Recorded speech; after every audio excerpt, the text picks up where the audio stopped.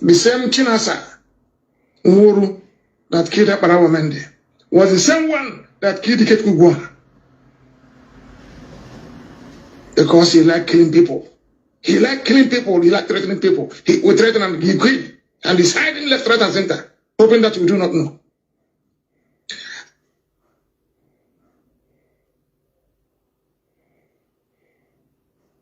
Igbo mụrụ ụzọ mọzọ ekene m ọnụ asị m ka echi nyezere Kanu nta Kanu na ema na Kanu ma the kind of game ha na Simon Ekpa and their criminal gang play na Southeast against the IPOB, DOS and ESN.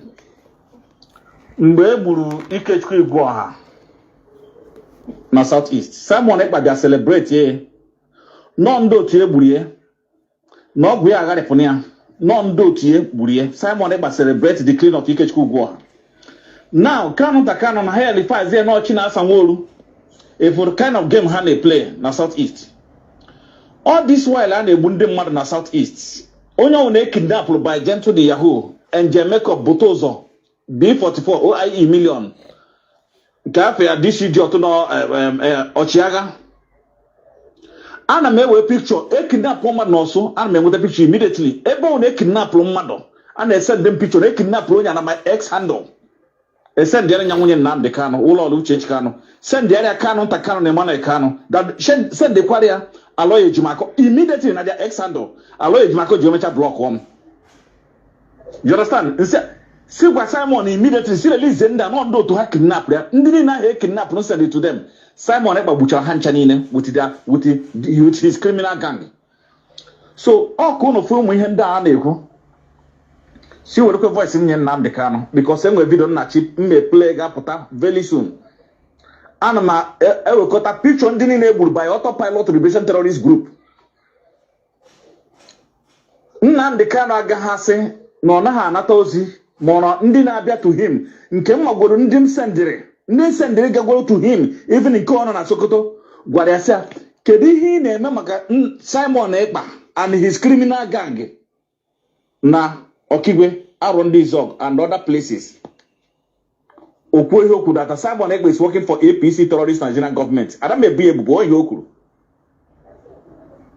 No candidate there for money. Then Nnamdi say kezi ihe nwanne nwoke Kanu nta Kanu na Emmanuel Kanu je defend the Simon Ekpa with the ballistas. Ọgba nkịtị. Kedu ihe nwanne nwoke je defend Simon Ekpa? Osina kanga we hear you emesa. Then see Jose Nnamdi Kanu. Kedu ihe oju ewuru the same this 100 men o create now. Kedu ihe oju ewuru the 100 men o create. Na ndị no say do you know this new 100 men o create? Who got the same group of criminals actually from IPOB, DOS.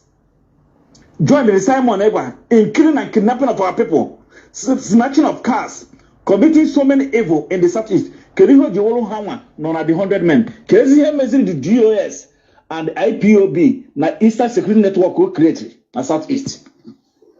She John Nnamdi Kanu. Oh, I'm actually it clear because I to play in Nigeria. And also the work he be. I'm not to talk. See Joe Kanu nta Kanu na Emmanuel Kanu. Those cars have with a true kidnapping, through Gentle Yahoo, Botozo, na ndo tie na Okigwe. Those Highlander and Formatic with the naka one nwoke. Kedu ihe mere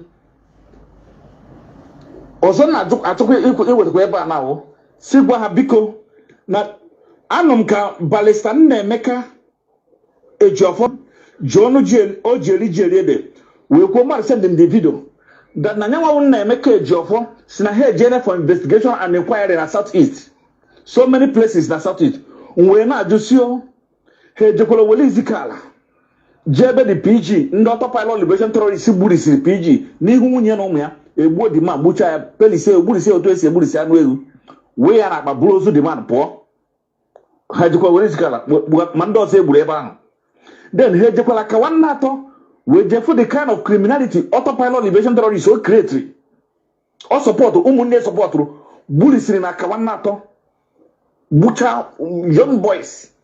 Then he jekwelu nyewa balisa nna Emeka Ejiofọ with that guy ya na eso he jekwala alọ ndị zog he lugwebe ike na oreze eze Kosman, eze ndị heme, eze ndị zok. Helukule ebe ahụ. Wuge gentle yahu butozo. Ekwekwe Biggie na Angel Makeup na ndị otu esi wee jee gbaa be eze ọkụ, destroy so many things, gbaa everything ọkụ. Ha ejekwa be CSO alọ ndị zọ be Chidi Okeke Anglican Church chairman, St. Andrews Anglican Church chairman in alọ ndị zọ ndị adị chọrọ iti jefu ka esi wee kidnap that very young man na ọ batara bịa gwụ nne ha kidnap her because of rights. But after my investigation, or not because of who he transformer, 18 transformers when the bellet Mazi KEKE gocha, apa kileba ma Michelin tires over 4,000 Michelin tires. New tires apa new gauge nyoko electricity na wires eje adoku electricity. Park in a bed that man gentle butozo and B44 and dot jeje buru. No I can kidnap for that guy. And that bed the guy oko. Then when I jukasio he jekwe beka semobi be pa Alexander Okoli na drive ya. He jekwe so many places ma ojiabo. Then ebata na ako okibe ebe gentle si he jekwe di ezenda ako. All no na bia mu we be ko jike yenyo no security no geji weje. Nge yenyo no security do from umunze we bata obreti we bata okibe. Security jeju no weje also enwe ha ono na those area. Mmenye security jakpụrụ wee jekwa isochi ebe gentle yahoo na ndị otie kpụrụ ụmụnne na-abụkwa n'isochi ebe ahụ gbuo ụmụnne na-abụ ahụ afta ka anapụta nwanne nwoke n'obodo ibe ego n'isochi ewekwa sọsọ mmadụ abụọ ka egbukwere ndị ọzọkwa so many innocent people. Nnamdi Kanu si wee voice anyị kwere m Nnamdi Kanu na ụmụnne Nnamdi Kanu ka ha mara ama na this insecurities ha create na South East. Ị bịara gwa anyị say that na ndị anyị ga-esowe for Nwele Biafra, Wundi, IPOB, DOS, and Eastern Security Network. Then Kezi Doctor Pilot na Simon Ekpa na Kanu Takane Mana Kanu and the criminal gang in the Southeast. Can you hear me? It's not help to defend here. Every killing and kidnapping, organ harvesting, snatching of cars, and every other things that was done by these criminal activities of autopilots, DLA, BDF terrorists. Can you hear me? Jiwe Bankete. Nnamdi Kanu na anata ozi niile si were kwa ozi a mee ka ozi alụọ Nnamdi Kanu aka because all this propaganda ha na-atọ ọnọgharị na lọlọ Nneka Chimezie na akparị ya lọlọ Nneka Chimezie na akparị ya mụnwa wee ebe kodike si na lọlọ Nneka Chimezie da akparị Nnamdi Kanu maka na eziokwu na-agba na ntị. Lọlọ Nneka Chimezie was once in the other way around. He doesn't talk about Simon Ekperima. He faced Asari Dokubo and the Nigerian soldiers. Eso na ndị mere attack. Eso na ndị mere lọlọ Nneka Chimezie attack. Say madam nyane lu anya na ndị na-egbu ndị bae na South East make kidnapping Wundi top pilot liberation terrorists no omunga Simon Ekpa. Now before ịbata na Okigwe, according to my investigation when batara Okigwe, ndị Fulani na Okigwe na ha kidnap ha na 20,000 50,000 100,000 hapụ n'ime ọhịa na ha gaghị emetụ aka Fulani terrorist. Now mgbe gentle ha batara gbagbo ofu Fulani ebe ahụ ha nwata ekele over ha bido kidnap ndị bae. And mind you madam, ịbata na akụ ebe enweburu galiki ihe ndị be gentle ha niile na-asụ 85% of gentle people akụ people Okigwe that side ha China na-asụ Hausa Fulani. So they will kidnap you before we bubu that place we bute na Lokpanta ojo kara buje na Lokpanta. What gentle yahoo all ha want to make the whole kidnapping never make kidnapping as Hausa. Gentle ha turn and be speaking Hausa and be kidnapping people. Then ha kidnap Pogon or kidnap Pogon that road along that road. Ha bata ha ga solo ga Hausa bata yime. What's how many more around the we kidnap they will kill you. Attack again on the Fulani terrorists, Boko Haram terrorists. They will kill you. They will speak Hausa. Gentle them, they will speak Hausa for you. They will speak it to your hearing, then you will not take on here. Nnamdi Kanu biko anamato ayokwaga yo. Owo na ndị 100 men na create. N'ezie na barisa na-emeka ejiofo si na ha nwa jelu. Jeje me investigation ha go ezigbote investigation ka bịa lụgharịara ndị mmadụ unu lelize ndị niile. Good morning to you all. Ekelele nwoke, ekele nwanyị, ekele okorobịa, ekele nwatakịrị, ekele ndị nze na ọzọ. Here I got a brief program, and this program is very, very important to pass this information, because as in now,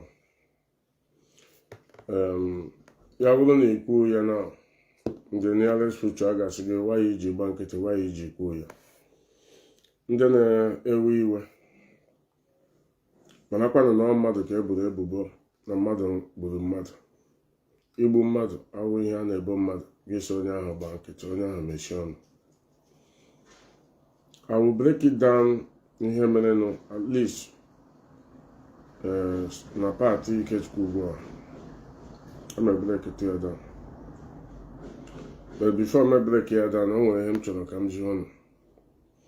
Maka ndị ga-abịa ihe akwụgheri ịma nke ọnụ na-adị n'ahụ nke ndị dị US mere, but nke the blood of ụmụnne Mazi Nnamdi Kanu ga-eme ụnụ a na-ahụ ya. We don't regard it as anything.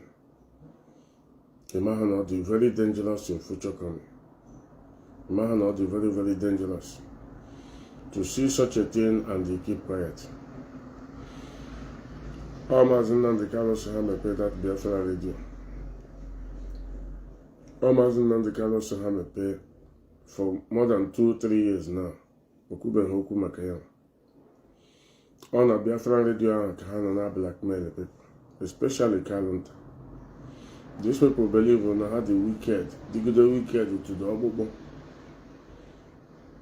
Ihe mere m ji na-eme ihe ndị a m na-eme today wụ I have think, rethink, ihe ụra tete. Bịa hụ na family ọbụla ga-adị wicked to the extent of ịgbachi nwa ha mara amụ wicked, and nwaanyị ha gara bụrụ mmanya lụọ. Nwanne, you are nothing. You are asana aside one ewu. Ihe a ga-eme ha nweta gị ha ebepụghị isi.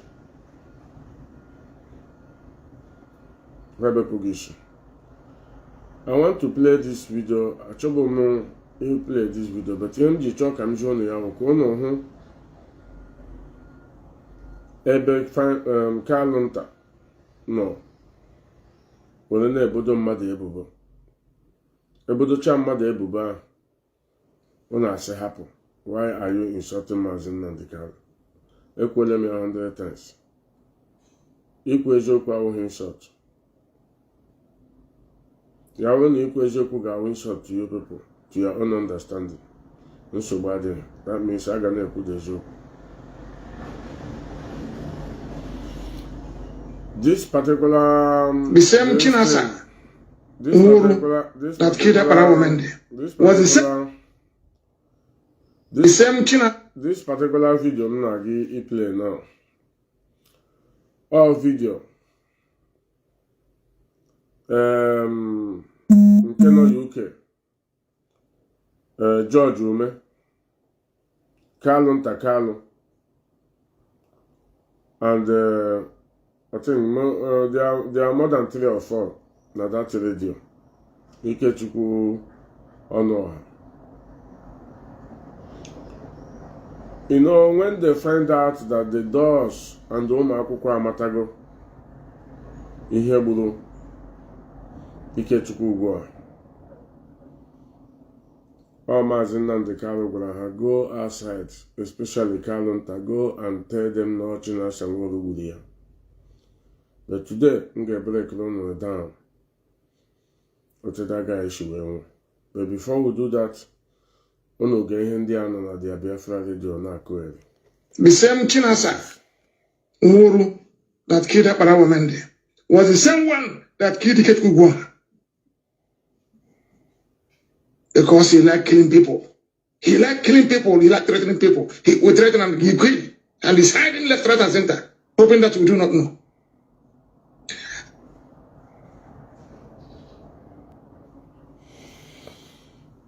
Ụmụnne enweghị mgbe a ga-egbu somebody like Ikechukwu ugbu a. The doors agba nkịtị, ụmụakwụkwọ agba nkịtị. Ngwa ka m kọziere unu obere akụkọ. Ime akọcha anyị unu asọ information. Some of the informations nwayọ na unu ekwesịrị ịmata, unu ekwesịrị ịnụ ya, unu ga na-anụ ya nwayọ. and I actually can rush all this information. I actually want to hear Bamba with an agony because all information for years and months now. And I have need can hear them. But these people see I hear them. Now capes are everywhere. But I have here be passage, I better here be question. Diko mena libo. Mgbe ha gburu Ikechukwu ugwu a ha nwa mkpọrọ aha ikwesịrị ịma Simon Ekpa nọ n'ime ya, Fine nọ n'ime ya, Kanu nọ n'ime ya, Kanu would the head of them all. Unu ama part of the one thing ha ji gbuo Ikechukwu ugwu a. Unu ama ọ bụrụ na ọ jụrụ ajụ only na ọ jụrụ ajụ hand over Biafra land to their hands. That one with the problem. Ịma na ịchọrọ igbu nwa nkịta ị ga-atag ya something ka inwe ike gbuo ya ka ndị mmadụ hapụ inwe sympathy. Ha chekiele na ya bụrụ na ha gbuo that guy ndị mmadụ ga-ewe iwe because he refused not to hand over Biafra land to them. Ịma ihe ndị a na-akọzi n'ụlọ ha n'ụlọ nke ha wawo nke Mazi Nnamdi Kanu na ụmụnne ya. Before nne na nna ha nwụrụ, ha sọrọ Nigeria gọọmenti gburu ya. Na-egekwenụ ntị ọfụma. Ha sị na Nigeria gọọmenti gburu mma ha, gbuo mpa ha. Beto na ọmana ndị a sị na ọwụ Ikechukwu ugwu ọha gburu mma ha. Ka otu Ikechukwu ugwu ọha si wee gbuo their mother. Ka ị na-ahụ the kind of people anyị na-efolo na this struggle. And the kind of people who are our leaders. Na Ikechukwu ugwu ọha zụrụ slippers zoiga their mother. Ha sị na the slippers Ikechukwu ugwu ọha zụtara ya. Because that slippers, even na Biafra land that time, a na-arụ slippers with the Biafran flag, Biafran color. Ha sị na slippers ahụ Ikechukwu ugwu ọha ha zụrụ na cancer nọ n'ime ya na o tiri ya cancer. Na ihe mere nne ha ji wee nwụọ. I repeat. Na sandal Ikechukwu ugwu ọha zụrụla their mother. Ya wụrụ na ihe a m na-ekwu ha sị na ọwa ashị Amadioha ala Biafra ya na-eme na ha na 3 of them.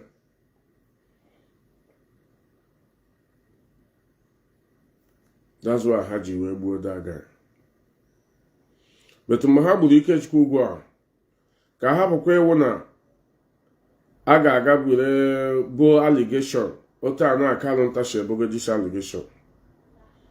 Ka hapụ ibodo allegation si na ọwụ Nigeria gọọmenti ọwụ Simon gburu ọwụ Kanu nta ka a gaa ụmụnne m n'owu ndị Igbo. That's why m ji ka m ga-asụtụ ndị nke a n'Igbo ọfụma ọfụma. Ụmụ akwụkwọ na ndị isi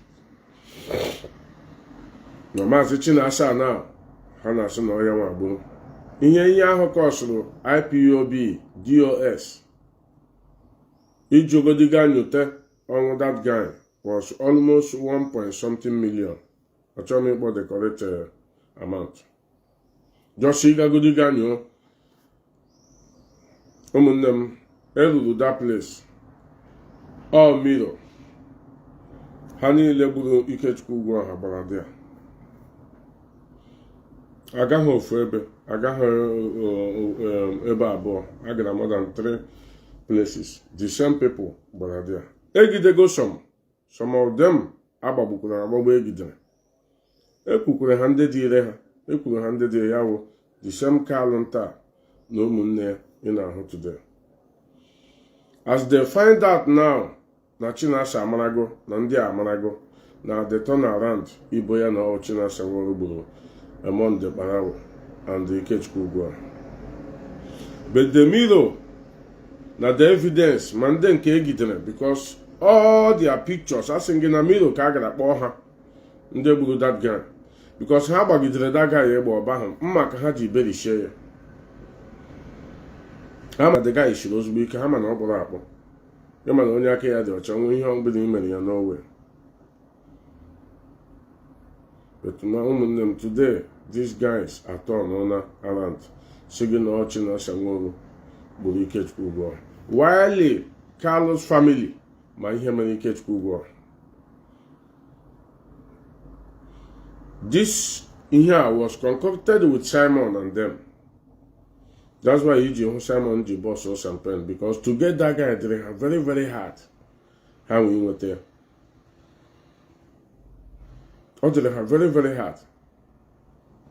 The day how much with that guy, they couldn't believe it. Oh, here many Simon to celebrate here. Ebo watching us Abuli, I can't tell why didn't you celebrate the Ikechukwu go on 30th May? Nebuli. Because him and Obriano Ginishi. Him and Obriano Nishi are family. Edi Gina na go pụta bịa ṅụ iyi na ọchị na asagburu Ikechukwu ugbu a. Ị ga-apụta nwu bịa ṅụ iyi. Ịma akpụ unu werele ego anyị na-agbawo. Akpụ unu na-agbara. Unu ewere nama. Gaa ka unu ga-asasashi onwe unu, ka unu ga-apesashi onwe unu. That is how you people lavishing our money. Like Odinka Darlington na-eme na. Ya were ego ya ga-anwụ isi maka otu na shi ndị ọ na-atụ. But if you look at him, he's going. Wala. Unu were this guy, I repeat, the question of this thing of Fuma. The same Chinasa Uhuru that killed Aparawa Mende was the same one that killed Ikechukwu. Because he liked killing people. He liked killing people, he liked threatening people. He would threaten and he killed. And he's hiding left, right, and center, hoping that we do not know. He's hiding left, right, and center. But ono na Nigeria government chọrọ deport ya na Kuwait. Why did your brother Mazi Nnamdi wrote that Chinasa is no longer in Kuwait? No one African country now hide. Even Genwa will call on Takuria. Even you said it, because you people have planned how to deport Mazi Chinasa. If not because of Chukwu Okabiam. I carry bad news ebe ya one. Why MGT one about? Because I think our brother, our comrade, the Chief Austin said something like that yesterday. Unu kpọpụtara na this struggle na onye na-ekweghị nke unu kwuru, unu egbuo ya. Mgbe this guy nyere ya mother Sanders, have been a long time. But unu ji Sanders this guy nyere ya mother nwụrụ na Germany, ọnwụhụ na obodo oyibo. Unu so na Nigeria government gburu ha to do all war Ikechukwu ugbu a. Underground secretly. Unu ataga ya gbufuo nwa mmadụ. Nwere children and the wife.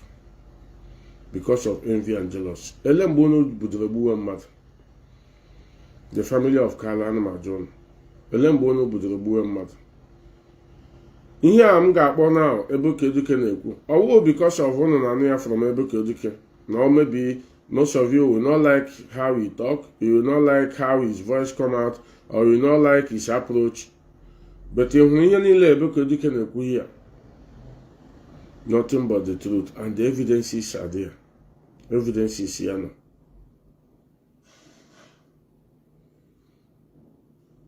Mama Mazi Nnamdi Kanu lolo. Nwụrụ na alụmụ Kanu nta na Germany. Kanu nta iberibe a nga ọ na-agbari anya shikishiki maka ego IPOB and the coordinators ọ ga-efishicha everywhere. Ọ ga na-akpọ nata 5,000, nata 10,000, nata 2,000. Ihe echefu inye mmanya ọgwụ ya.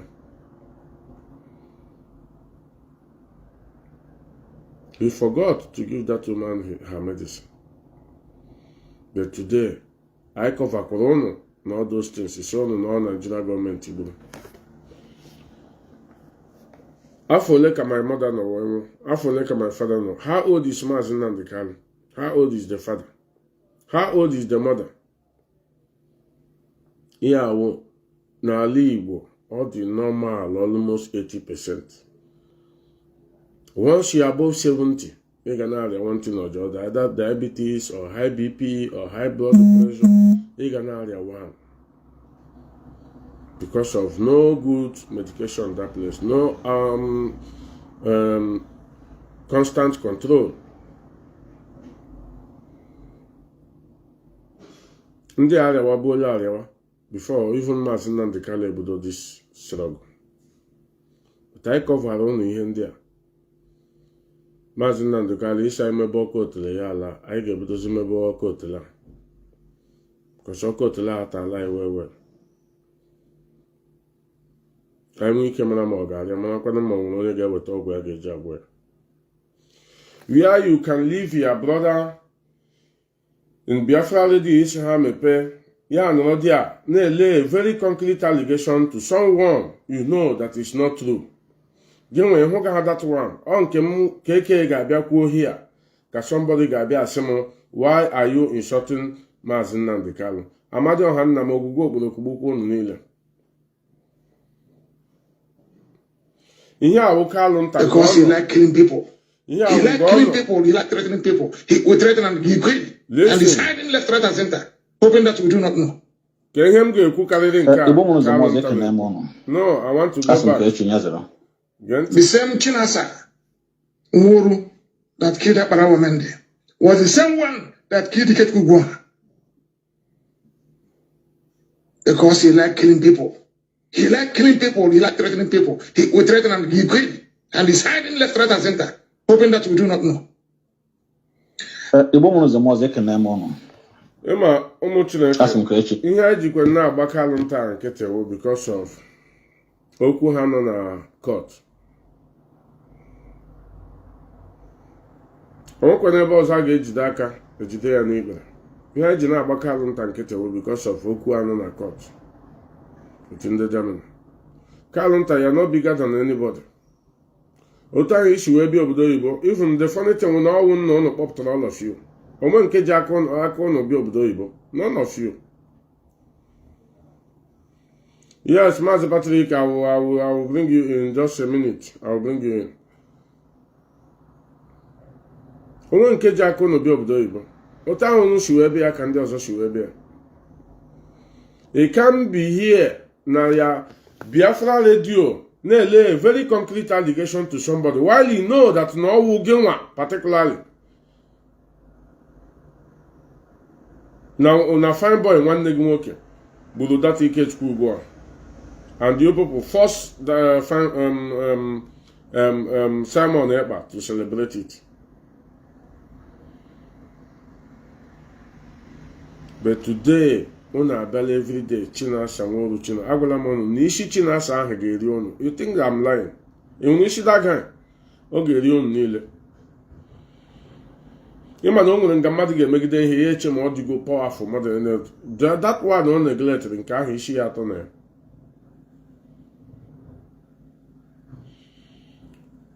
Mazi Nnamdi Kanu ịhụ nke a nwanne gị nwoke kwuru.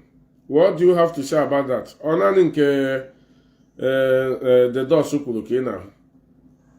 I don't know. Naanị nke dos kwuru ka ị na-ahụ.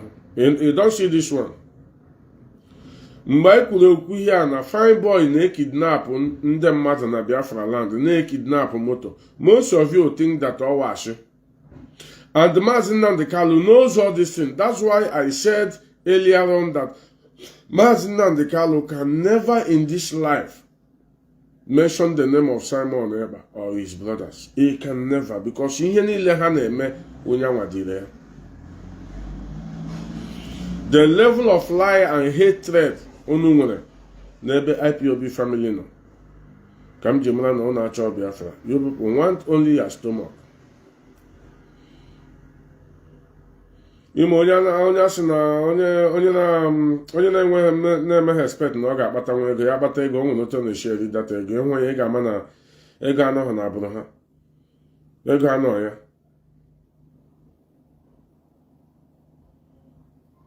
On na-aza prince n'igwe, the main originator of that prince in Afara Ukwu Ibek ka ihe mere ya.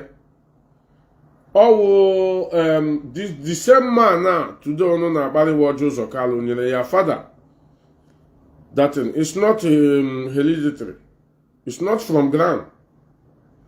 All your family ka that corruption obudoro of ndị igwe a na-ehuru na-emeri na Biafra land. Obudoro from your own father, from your own compound. Ọwụ onye kwuo ya moto ya efuo. Esi ndị be anyị hapụ police. Nwanne gị nwaanyị nụkwara police for how many years? Esi Nigeria gọọmenti wụ ndị ọjọọ. Ịkpọrọkwara nne nna ya anya na Nigeria gọọmenti, Nigeria embassy, kpọtakwara anyị. Ihe mere before m ekwu okwu masị atọwa ụtọ si wepụ arụ. And the man all these things get leak. Gị chọrọ iwe intimidation to suppress all of us. Ka anyị hapụ ikwu. Unu egbuole nwa mmadụ. Today he's coming out. Unu achọla ịtag ya to Chinasa Nworu. But anyị ma otu unu si gbewe. Kalụ nta, fine boy, Mazi Nnamdi Kalụ. Adanne gị nke nọ na Sokoto as we speak now knows what killed Ikechukwu. Ọmụnwa kwuru ya. Anyị gaa na mmụọ gaa na agbara. Ha ga-agwa gị na ndị ama ihe gburu that guy.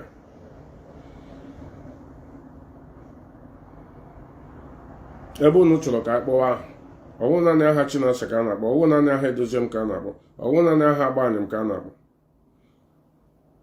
Asị m Mazi Nnamdi Kalụ, fine boy, Kalụ nta, adanne gị nke nọ na Sokoto with you there. Unu ma ihe gburu Ikechukwu ugbu a. Apụtaghị ihe abịa bụ na ebubo. A na-aga n'arụsị mara ihe gburu mmadụ mgbe ụwa wụ ụwa. Mgbe ihe na-eme even up to now. Ihe eme na family ihe ike ma a na-aga ka adres. Ya wụ na unu ama ha. Oke unu chọrọ unu ga-egbu ya lafri. Ka unu chọrọ unu ga-egbu ya secretly onwe onye ga-ama. All the informations and phone numbers unu kpọrọ nwaanyị ya. Ọwụ enemy nwetara ya. As Fearless is not closer to any of you. Unu ọma ebe obi. How can you get him? Because Ikechukwu ugbu a ịhụ na Mazi Nnamdi Kalụ. Biafrans, all of you jụcha nọmba ya. Unu ebitere ya gbuo ya. Unu egbucha ya na bụ ya Chinasa Nworu. And you think that people like me ga-anọ here. Unu na-akọ nonsense ha. Unu kọchazie ya. Na-ekwuru maka people. I will not say the truth. Ịhụrụ na nke ikpeazụ anyị ga na-ekwu the eziokwu. Regardless of who enter, appear to the person. If Mazi Chinasa azụzukwa ezuzu etimore, anyị apịatuo ya. Mụnwa anọghị azụzụ ezuzu, anyị apịatuo ya. Because of people anwụọ na well, people atala ahụ na this struggle. But ịhụrụ na nke ikpeazụ a, that man nọ na-agba mbọ ka ọ dịrị Biafrans mma, na-akọrekt ihe niile unu mebiri. Unu abịa na-ebo ya ebubo a, na-achọ otu unu si edipọt ya, na-achọ otu unu si afọsret ya. Ọ because of ihe Mazi Nnamdi Kalụ metere ka that guy ji ataga ahụ today. They spend their money up and down. Before he joined this struggle, how many of his container alibi from Kuwait? You don't know. Ima. And the chokwa Ima. Kichemon they are now about Dorime Kalontanaba na Germany. N'ihe ji akụshi mkpụrụ igwe. Ozugbo egidere Mazi Nnamdi Kalụ. The first thing Mazi Nnamdi Kalụ ga-enye Mazi Chinasa ọdawo ya buru datin Bige Kalụ nta. Eburu ya Bige Kalụ nta eburu ya na Bige ndị autopilot ibe ha na gentle ha na-eji akpụta mkpụrụ igwe today. Ha ji egbuchi ndị ba ihe a the only one anyị nwere. Ebe unu chọrọ ka anyị na-ekwu okwu anyị ga na-ekwu ya today. To get that in the very very dangerous and risky. But Mazi Chinasa Nworu take the risk inweta that thing. Ejikwere ya dozi ya ga-weta ya. But onwe dangerous ozi ị ga-edi gị ụmụnne gị. Ọ wụ ebe ego nọ ka ị ga-edi ya. Ị nọrọ na Sokoto na-akpada ekete na-arụ gbazie nkịtị keep mute onye bịakwuo asị na ọ nọ na prison. Na ọ nọ na prison na ọwụ ya nwakwuru. Mazi Nnamdi Kalụ hụrụ mmiri a ọ ga-eri mmiri na ga abụọ ọ ga-eri all of us. Any killing ọ ihe mere m na-eji eti mkpu before any killing niile unu mere I reject it. I don't know about it. I am not the IPOB of Nnamdi Kalụ that kill people. I can never be. Even tomorrow the DOS starts killing people, I am not the IPOB of DOS that kill people. So ma ụmụnne gị ma all of you gbu aka unu nọ n'igbu mmadụ na be I am not the IPOB of Nnamdi Kanu, and I reject that type of IPOB. Ọwụ ụmụ ndị mmadụ na anwụ ọwụ ụmụnne gị. Unu emechiele ndụ unu. You can fly anytime, do anything you want. Nobody cares. Let us continue listening to Ebe Kodike. Let us finish listening to it. Kidnap. So many houses I battle. Ha kidnap nya bata n'ụlọ ndị ahụ. Ihe ha ga-emewo ha gbuo onye ahụ ebe ahụ ni kwezie n'ụlọ mmadụ ka ha na-eni mmadụ. Because ha na-akụ ụfọdụ ndị cheno ihe egwuregwu. Listen to the whole atrocities in their community under Fine Boy and Kalunta. Achọm ka ị na-epik west one by one. Ịma a na-akọ ya like he said Ebe Kodike gị chema ọwa egwuregwu. It's not a joke. A na-agwa gị we have evidences of all these things. Evidences ya nọ 100%. Ịma a na-agwa gị mgbe Mazi Nnamdi Kanu na-arụkọ with Fine ka aha ya nke nọ Finland or Simon Ekpa. Most of you did not believe it. That's why he can never mention the name of that guy. Because the guy na-ewetara ya ego na Kujo prison na Abuja. Every blessed month. Ịma na ha na-eji ego egwu. You know that the family of Nnamdi Kanu doesn't play with money. Ị ga-eji enwe obi. Because of nwaanyị gị did not support this evil unu na-eme. Gị nwe obi dig all these charlatans bịa kparịwa that innocent woman. For how many years now nwaanyị atagoro ahụ na their family? Look at even Ejiro. Ejiro ọnụ o ji akparị your wife. Nnamdi Kanu, your own wife. Look at Darlington. Who ya get man na Farukube na akparịzi nwaanyị nke gị nwa. Is he not a shame? You think that you have mind, you will heartless man. Igbu oge gbakpuo n'ime. But outside the Joe onye. I will not live that kind of life with you. But let me continue this particular voice. So they don't have they don't need to be forgiven. There is nothing like forgiveness. Because this thing got from like generation to generation war. Yes. See what how. Also just to see na atomojo mabotozo ma nje make up. Ha tinye ba ga agbawo ha pụta. Mo ha weta location. Chat ya na isi mmiri Ebe Kodike.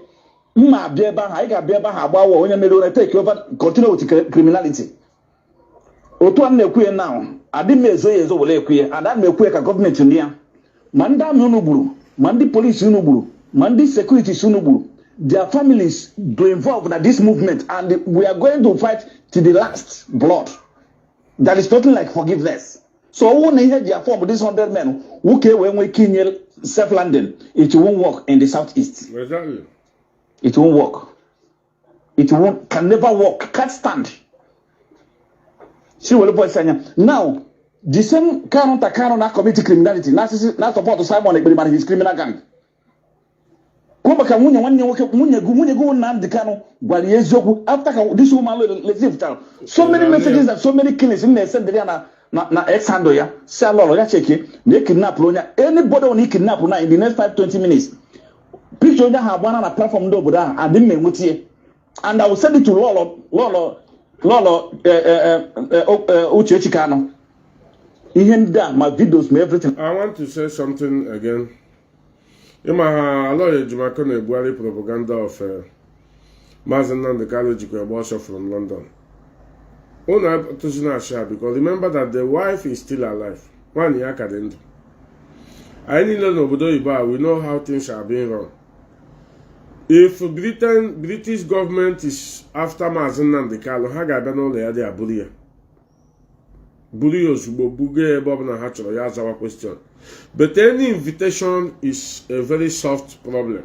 It's not italo na akpọ nke ha also. It's not red. All yellow go. If the government invite you just for questioning, either na the way in the share wepụ ego na bank again is too much, or the way the ego na share abata na your bank account is too much, they want to question you, they want to know more about you. But Mazi Nnamdi Kanu ji that thing in your schools, both or lady gawa America, she America gawa Ethiopia. No na Ethiopia ahụ, this fulefu Kanu if lawyer Jimakọ na-akụ eri now. ọ nọkwa dị mee Kalavan na Okorafor invite ya bịa na Ethiopia ọkwa onye ọsọ na-achụ ụnụ ọma na Kalavan na-amụọ na nwa Kalavan na Okorafor dasmogal ju nwa bete ha na haidi ya bịa sị gị na ọnwa Kalụnta nwanne ọnwa Maazị Nnamdi Kalụ nọtụ nwa Kalụnta ọ Maazị Nnamdi Kalụ mụrụ ya ebe a na-atụwa fim ahụ na Ethiopia ụnụ chọziri ka a na-ekwu ya aga na-ekwu ya nwayọọ nwayọọ Kalavan na Okorafor ọ bịakwara na Ethiopia ma itie gị Maazị Nnamdi Kalụ ihe a m na-ekwu na ọwa asị ka ọwa eziokwu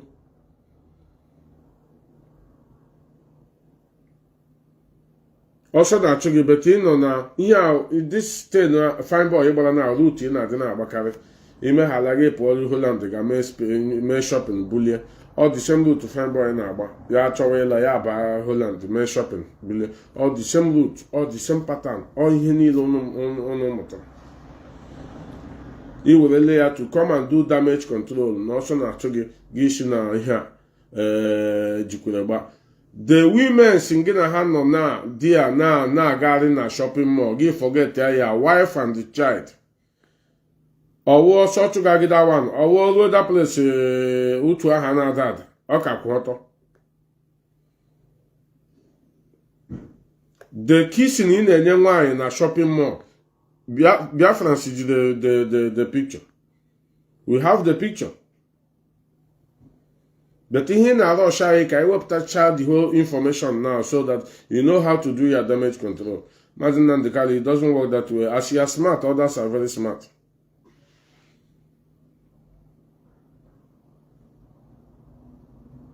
Ebe ị ga-ahụ ihe ụmụnne gị na-eme, you can't condemn them and you want to condemn the one of Chinasa Nwodo, the one of Edoziem, the one of Nzulumike, Maazị Nnamdi Kalụ. I will not be that type of person that will accept that kind of arụrụ. Since you can have the mind to condemn the one of your wife and child, you still now, that woman came to Sokoto to tell you how these people denied the school fees of a little young boy in the future. You did not take any action because all going to the calendar to stop the school fees of your son. What a wicked man. In a bazigina semonwa. Bia kwetena ihe ndị ị na-eme. Bia support oge ka igbo ochi na asagbuo Edoziem gbuo Nzulumike gbuo Ọfọm. Maazị Nnamdi Kalụ ọwashi. The only thing I pray for you rapidly to come out. Na gwa gị eziokwu. But in Harale nọ na Sokoto na-arụ, ọ ga-work. Ọ ga-work at all. Ekwuole m ya before, your head can never be bigger than all the Biafrans' head. No matter how smart you think you are. Your head can never be bigger than all the whole Biafrans. We have collected hatred everywhere in this surface of the earth between Nigeria, Yoruba, Fulani, Hausa, Middle Belt, our own politicians, our own cousins, our own brothers, because of Genwa, Maazị Nnamdi Kalụ, because of ihe kwutere n'ọnụ. 2018, 2019, Nelson Wike, I don't think no one really loved this struggle more than Nelson Wike. I don't think no one only ego carry Nelson Wike. In a dicha haga burego na luggage from hotel butregi from Nelson Wike. What really happened today? The business in Geno Solid Okubomene, but I call a partial one of it or half of it of the 20 million. That's why you see Onyen Kajikwe, the mad of us, all of us. Yenila, which I hear Konukura. But even I say, no, peaceful movement, non-violent organization, but even about violent to everybody, every individual. We collected all this hatred and defended you. When it's your own turn to defend your own family, give back a trials, these women negotiate her shift from them now, Royal. Yes, I am blanketed for 5 years. 5 years. I sing 5 days. 5 good years. You betrayed this DOS. Went to America to start another DOS. You don't trust them well because of ego. Gijunwa your pool Shichego Nila Hanaka. Gela Ethiopia. But when we came here to talk about Ethiopia, we don't deny there's no Ethiopia or Kenya. Today, Allah Yebudokolia. One day, Ihuna K1 had the club. ọ ga-apụtakwa a ga-ekwukwe that one ekwu ikwu asị gị na private life why asị na ofu aka lụta mmanụ ya eso odihola aka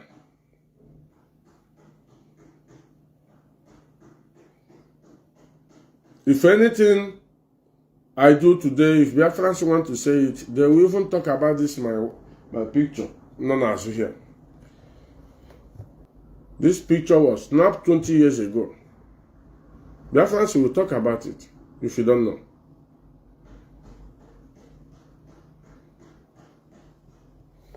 So, Igabia, you talk about Peter Obi, you talk about Ojo Zokalo, you talk about any Abaribe, you talk about Nancy Wike, you talk about Willie Obiano. You write press release to the Imapoafo. How many things of money that Imapoafo collected on behalf of you? Imapoafo la ha na-ekwu today ejilego anyị n'ụlọ elu zụọra nwaanyị ya moto. All the kind of people men are on this struggle. Actually, not go na IPOB. Mazi Nnamdi will send the Imapoafo to attack any politician with press release. That politician now will call Imapoafo a bill here. Only nke a ga-ebill nye Imapoafo maybe 100 million. Give him Mazi Nnamdi na bamba here. That money is too small. I don't want to return it back. Tell him to get out with the money. He will intimidate that one. Only here with the gun and watch him. Through this Imapoafo.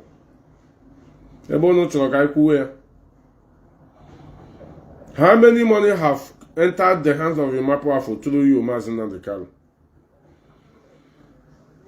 You get J be happen there, Kahana Pariwan again. They humiliated that woman with all the pens on money or the better enough. You know, woman sympathy. But that one had all the charlatans who may flave. Umo Kokobioka just ubalite. Because he him not one of Umo Kokobioko, no Kokobioko. Oh, yao. Na malite. Abola ha Messiah. Nobody is Messiah. We are all human beings. The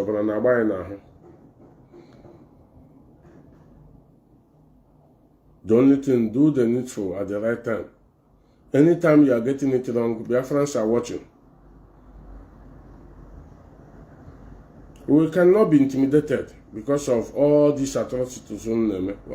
Personally, to me, I can never be intimidated.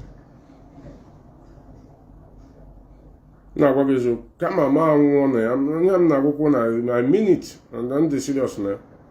Instead of that, I died for what I believe and the truth I know about these things. Now, what is it? You have a 10,000 euro now, maybe. As a channel, me him now. I have nothing to lose. The shame na poor background of that.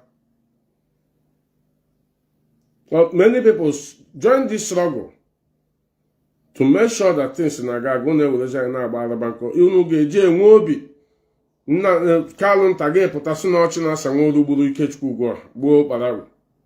While unu ma otu unu eliminate those two people. Ko unu chọma aga US. Agara US nwanne picture unu niile gbara dia. Picture unu gbara dia, picture unu niile gbara na damiro. The complaint unu na-enyezi iwu na ihe unu ji gbuo Ikechukwu ugwu ọha because na ọya magburu mmụọ now ọwụzi Nigeria gọọmenti gburu ya ọwụzi Ikechukwu ugwu ọha gburu ya mother lọlọ because na onye na ya sandal onye na ya slippers akwa ihe unu na achụchụgharị na afara ukwu kwa ihe unu na achụchụgharị with people unu close unu chema ya na-enweta information when we tell you about IPOB intelligence gathering unu chere ma ọ wee egwuregwu unu chema ma ọ wapụta kwuo ya n'ọnụ here. You can't win all the time. The kind of atrocity and wickedness and bloodshed around all of you, all the too much, and I can never be part of that evil. I can never be that part of that evil. unu eriela ego anyị kwesịrị anyị, unu ewepụtara 100 men kwesịrị, unu ewepụtara Biafra Radio kwesịrị, unu ewepụta Ivid naanị unu ewepụta Simon Ekpa naanị unu ewepụta Rising Sun naanị unu. Ihe niile a mkpọga aha na onweghị one day Nnamdi Kanu condemn na one day. Now let us push DOS aside. DOS are 15 people. When you remove Nnanya, Tariremi, Nelly Ofebu, and all the rest, maybe there should be about 13 or 14 now. So, what about IPOB family in UK? What about IPOB family in Germany? What about IPOB family in Spain? What about IPOB family in America? IPOB family in Italy? IPOB family in Australia? Ndị ahụ na-atụta ego ahụ iji na-ekisi nwaanyị na Ethiopia. Ndị ahụ na-atụta ego ahụ ị na-eji agba private jet. Do you know that if you buy 4-star hotel to Mazi Nnamdi Kanu, he will not stay there? For what? You should go and find 5-star. If it's not 5-star, okay, not there. He will not.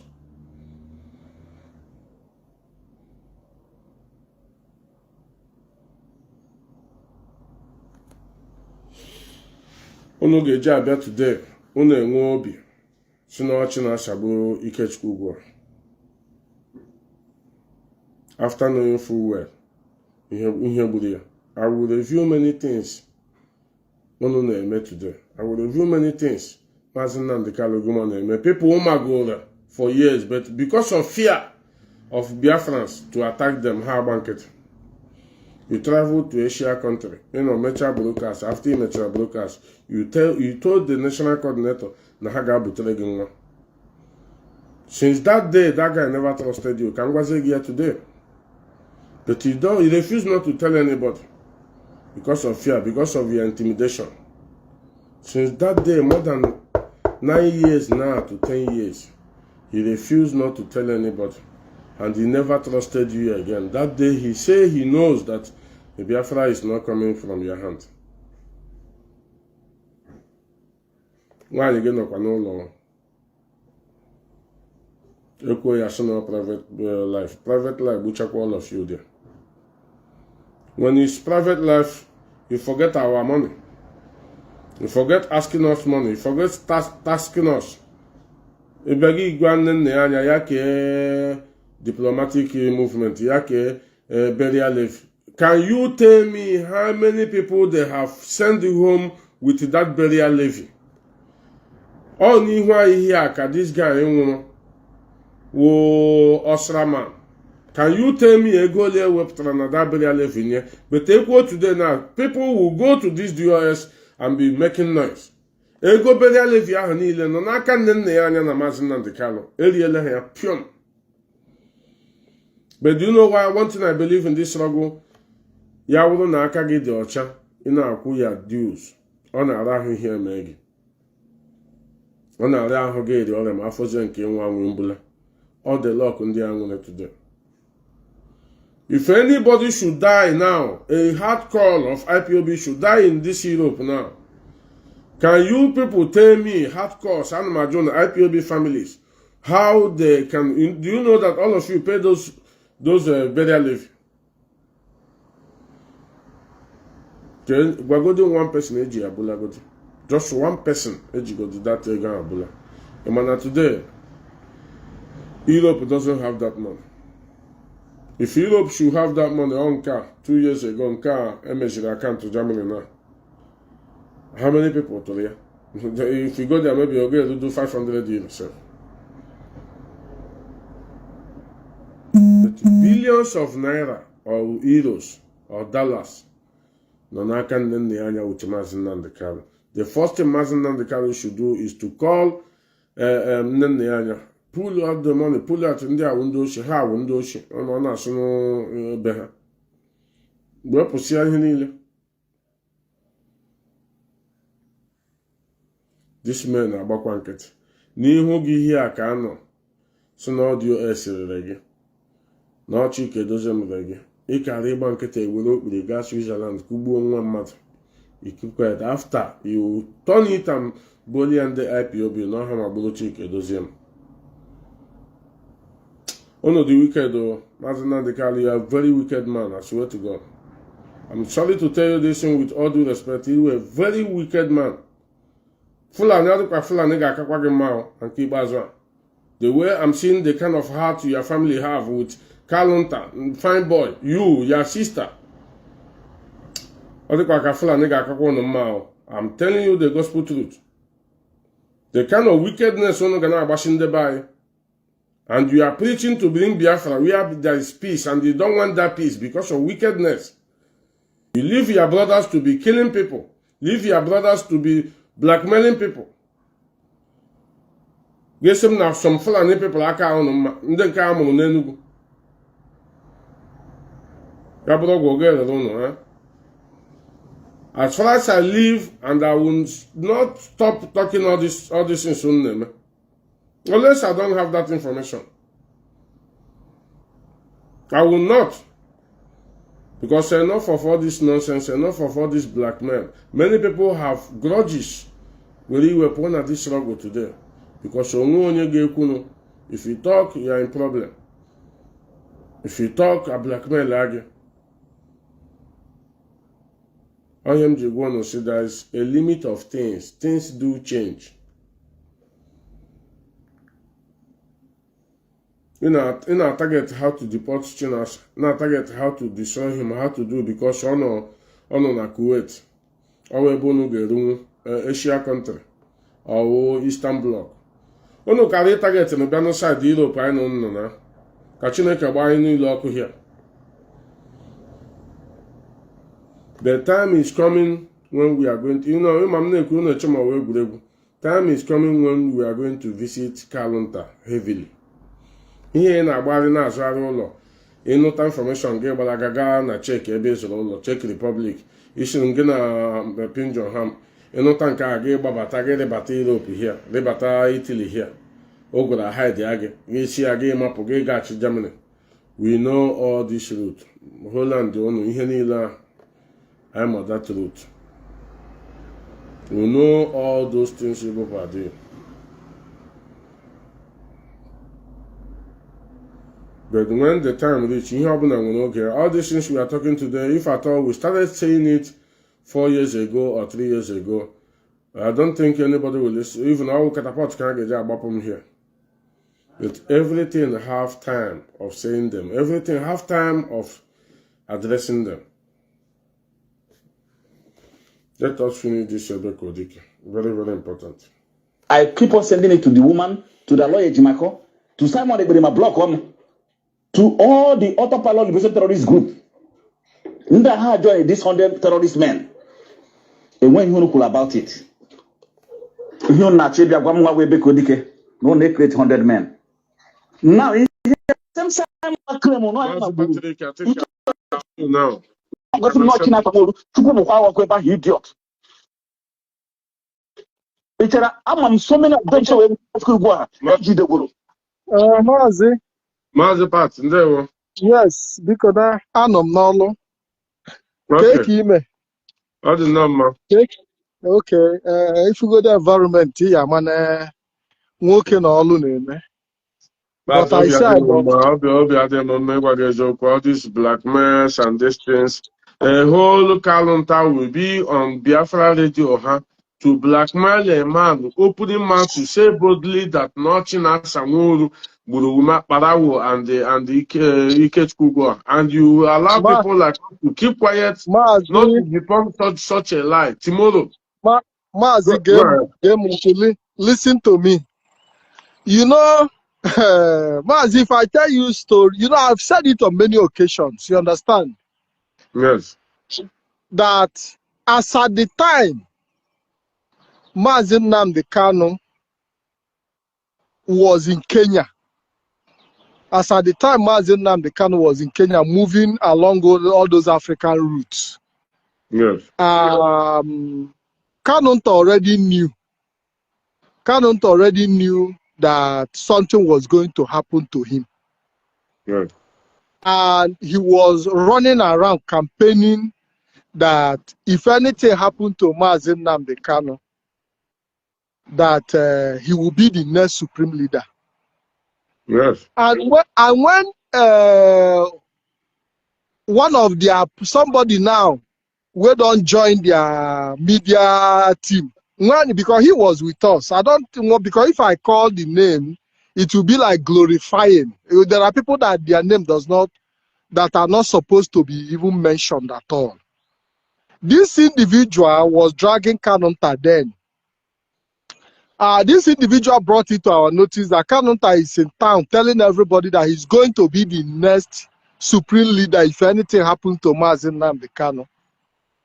Mazi, I'm not surprised now, because I have Nnamdi Kanu started the team. I have master planners. Go ahead. Yeah, because and maybe I possibly also believe that because this thing came within that period, of that 8 days that he was under torture. Yes. But before that time, even Mazi Nnamdi Kanu himself knows that he didn't have much time again. He was already feeling the pressure. He was already feeling some sort of pressure. You understand what I'm saying? He was already feeling some sort of pressure. He knew that they were getting very, very close to him. You understand what I'm saying? Yes, he knew. Why not? He knew they were getting very close to him. He was communicating with Kanunta. You know, so, but when this news came to us that Kanunta was positioning himself to be in charge of IPOB, the eventuality of Mazi Nnamdi Kanu absent, many of us waved it off. You understand what I'm saying? We waved it off as a gossip or maybe. But when the thing happened, within that 8 days, there was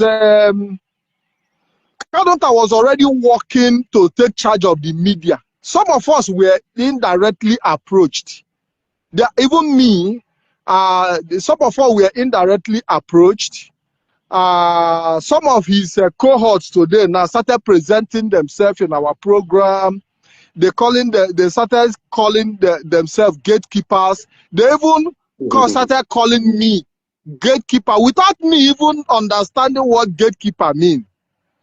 They say we are gatekeepers, let us form gatekeepers and all that. So we are doing regular program. They were promoting themselves. So after some time, they started bringing some sort of a controversy. How IPOB DOS overthrow Mazi Nnamdi Kanu, remove his name from Radio Biafra. They removed his name from Radio Biafra. So they circulated those documents. So I was very, very furious myself. So how can the DOS overthrow Mazi Nnamdi Kanu from Radio Biafra, remove his name? So I went and inquired from the head. You see, that is why it's important, before you act on information, go and ask questions. Exactly.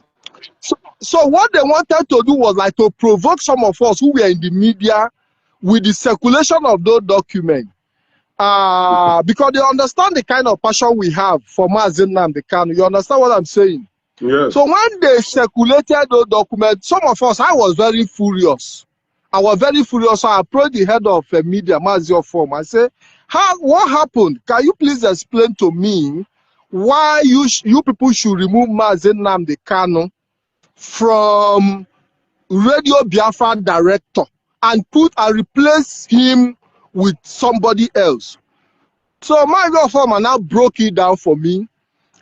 Explained to me that there were certain bureaucratic documentations here and there, and that the person that was replaced with Mazi Nnamdi Kanu also happened to be part of the board of director of Radio Biafra, and the person himself is not even a member of DOS. So yes. The person that was used to replace Mazi Nnamdi Kanu, she wasn't a member of DOS. She was part of the board of directors of Radio Biafra. But because Mazi Nnamdi Kanu was in the DSS custody at the time, there were certain documents that needed to be filed. And Mazi Nnamdi Kanu was not available to sign the document. And as at that time, there is no way they could send document to him in DSS custody to sign. And don't forget that Radio Biafra was also under attack from Nigerian government. They were looking for a way to shut down Radio Biafra. You know, so they needed to like put Nnamdi Kanu out of that position, replace him with somebody who will be in a position to sign those documents so that the Radio Biafra will not be shut down. So when Mazi Former finished explaining to me, I said, oh, is that what happened? He said, yes. So I was able to get a clearer picture of the whole situation. So I went back to the person who circulated this document. And I said, what about if we focus on putting pressure on the Nigerian government to release Mazi Nnamdi Kanu? Then when he comes out, you can table some of these concerns to him, because he is the one that has direct authority or whatever with the Directorate of State. That are ordinary IPOB members, we do not have the right authority to confront the DOS over issues. But if we free Mazi, if we all come together as a family, work together to free Mazi Nnamdi Kanu, he will be in a better position to now fight and ask them why his name will be removed. You understand what I'm saying? Exactly. Do you know what this individual told me? This person told me that he's not interested in Mazi Nnamdi Kanu release. That what he's interested is to make sure that they fight this DOS till stand still. I said, so the freedom of Mazi Nnamdi Kanu is not important to you. What is important to you is to fight the DOS. So, but when you see them today now, say, let us come together to fight for freedom of Mazi Nnamdi Kanu, you start to ask, but at some point, you people were not interested in fighting for freedom of Mazi Nnamdi Kanu. You were interested in fighting the DOS to bring them to... You will continue. Do you know why they told you that thing? Because they know already that the Nigerian government are not ready to release Mazi Nnamdi Kanu. Before you talk about the release of Mazi Nnamdi Kanu, you talk about 10 years coming. They know fully sure. That's why they want to rubbish everything. That is the truth. They know. Mazi, International League, it's not all about to play. These people spend money. Yes. Right. Mazi, you know why? That was when I started now having a reflection that these people, the fight they are fighting is not for the interest of this struggle. No. There is a personal interest attached to the fight. So that was why I started suspecting. These individuals, coupled with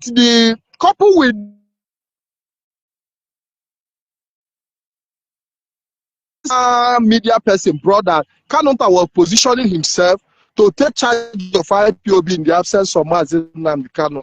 But each time I try to interrogate with the that was circulating the document of Mazi Nnamdi Kanu remover, at every before he make one or two statements, what you hear is Kanunta, Nenayanya, Kanunta, Nenayanya. So I started suspecting, are you working for Kanunta, Nenayanya, or you are working for Biafra struggle? You understand what I'm saying? Yes. You know, so for me, what you see today, all these accusations you see today of Kanunta accusing China Sanworu, and because of the frustration of the fact that he did not succeed in taking over the leadership of IPOB. You understand what I'm saying? Yeah, Mazi, you are very correct in that part, but let me tell you, because we talk about information, we don't talk about gazing. They know, I said it here, I want you to understand that. I don't want you to twist this matter. This matter is from the direct from them, from the right source, not because of, no. We search and we find out that the ones that killed Ikechukwu go on. And since they find out that the US know, especially Chinasa Nworu, now his brother told him to go and say he's Chinasa. I want that thing to get into all of us. I know. I know, I understand what you are saying, but I'm trying to now tell you that all the fight the DOS have been facing and IPOB have been facing is because the counter was not able to hijack IPOB. That one, yes. The killing of Mazi Ugwoha, we saw how Simon Ekpa celebrated it. And I even have the post where he celebrated it, where he said, you think your juju will save you, and finally he said your juju cannot save you. Mazi, and because they shoot that guy, you know, enter. I'll ask Haji Bushashaya. Yes, we know what happened, how he was murdered. And as at the time that Mazi KEKE was murdered, Kanonta was working with Simon and Autopilot. They were working together. You understand what I'm saying? So, in fact, most of the people who were criticizing Simon made a U-turn, including the man that circulated the document of Mazi Nnamdi removal from Radio Biafra. Because before that time, every time he would come and he will be abusing Simon Ekpa. There is no type of Ogojide Mpona Nanaso that Amadio Hagebu Simon Ekpa and Kepa. But at some point he made a U-turn and started working with Simon Ekpa, to the point that even when we went to Finland to protest against Simon Ekpa, all of them came on me. They came to abuse me on my page because I participated in that protest. Because I participated in that protest, I know the kind of attack I received from these individuals now that all of us were fighting Simon Ekpa together. So what you see at every point in time is that anywhere their interest doesn't meet, you see them, escalate and find. But anywhere their interests meet, all of them come together. Just like you are seeing some of them coming together now with Autopilot, to the point that even some of the people we all fought fought together against Simon Ekpa have now reunited with Autopilot and the group of Simon Ekpa. So you find out that it's all about personal interest. But I listened to the video of Kanonta accusing Mazi Sanwo-Olu. When you look at that video, you see the sound of frustration in his voice. Mazi, are you there? I'm listening. Man. You see the kind of desperation in his voice. These are desperate, frustrated people. So when you see them trying to underplay or undermine what we are doing, forget it. They are feeling the impact. And Kanonta, we all know that he is, in fact, Kanonta only have blackmail Gojeri. Blackmail. The thing they hand of Bala. I'm glad you could open my brother. You understand what I'm saying? I have to read over from you. Blackmail the Indian of Bala. It runs in their vein, brother. And they are doing this struggle with blackmailing and propaganda. So what do you think? Understand what I'm saying? So blackmail the hand of Bala, but you know what happened? But for somebody like me to start coming to terms with this reality, I believe that with time, other people who do not believe will at some point come to terms with this reality. That me that I'm facing today, even self, people are even asking me, Mazi, how did your position start changing towards Mazi Nnamdi Kanu? Because people know the type of love that I have for this man. Mazi, can I correct here? Our position is not changing towards Mazi Nnamdi Kanu. Mazi, please. Listen, my personal position. We are talking about no, Mazi. Mazi, my own personal position have changed towards Mazi Nnamdi Kanu. You understand what I'm saying? Because I would That's be why I a want to liar. say something. But go ahead. It's Listen, your own ideology. Yes. yeah, my own, I'm talking about myself. My Yes. personal position have changed towards Mazi Nnamdi Kanu because I have come to realize that Mazi Nnamdi Kanu is not different from his siblings.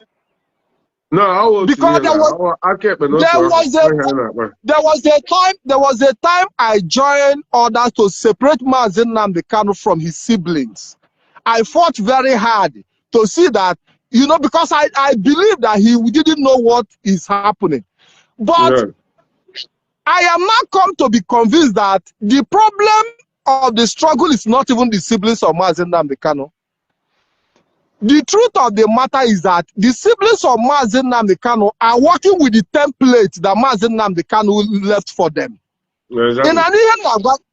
There is a difference between somebody maybe working, maybe somebody ignorantly working against something, you know, than somebody working based on the template. Template guideline. So every action you see the siblings of Mazi Nnamdi Kanu take, or guideline Mazi Nnamdi Kanu de Belohaka, so you might disagree with me, you might counter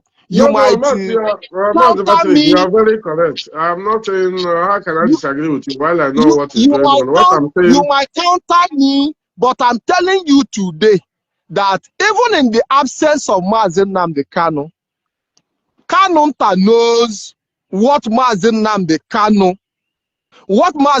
Kanu can do in every circumstance. Even he doesn't need to communicate with Mazi Nnamdi Kanu. In Anihan Nagwagi, KEKE, you grew up with a father in the house. I don't know how old you were when your father died. You have elder brothers, you have younger brothers. Mazi, all of us have grown. All of us have grown well, yes. Yes. If something happened in the absence of your elder brother, you understand what I'm saying? You know his character. You know what he will do in that circumstance. You don't need to go ask him because you know, you understand his mindset. You understand what I'm saying? So, whatever you see Kanunta do, he understands the mindset of Mazi Nnamdi Kanu. And I can tell you that why Mazi Nnamdi Kanu didn't choose Kanunta as deputy director of Radio Biafra or deputy,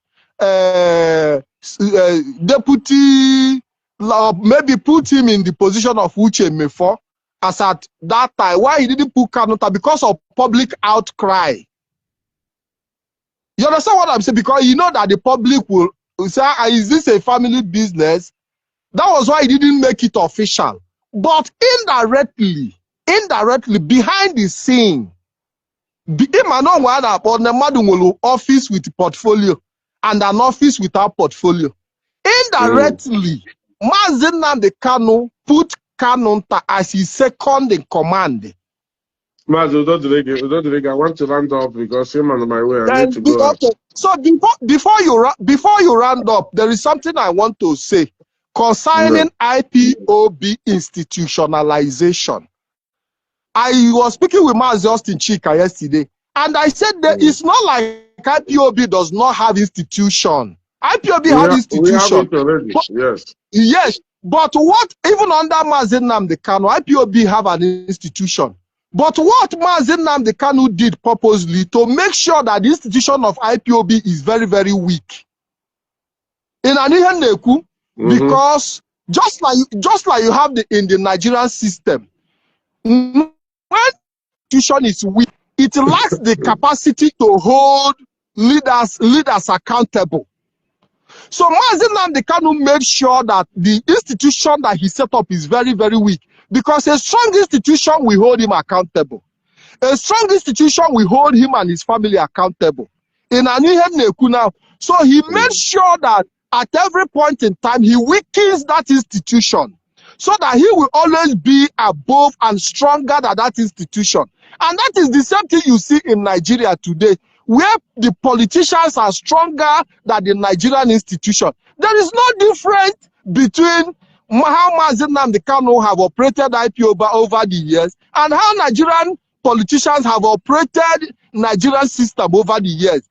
They weaken the Nigerian institution, and that is why you see that the politicians cannot even be held responsible by Nigerian institution, because individual politicians are stronger than the institution. And that is what Mazi Nnamdi Kanu applied in IPOB.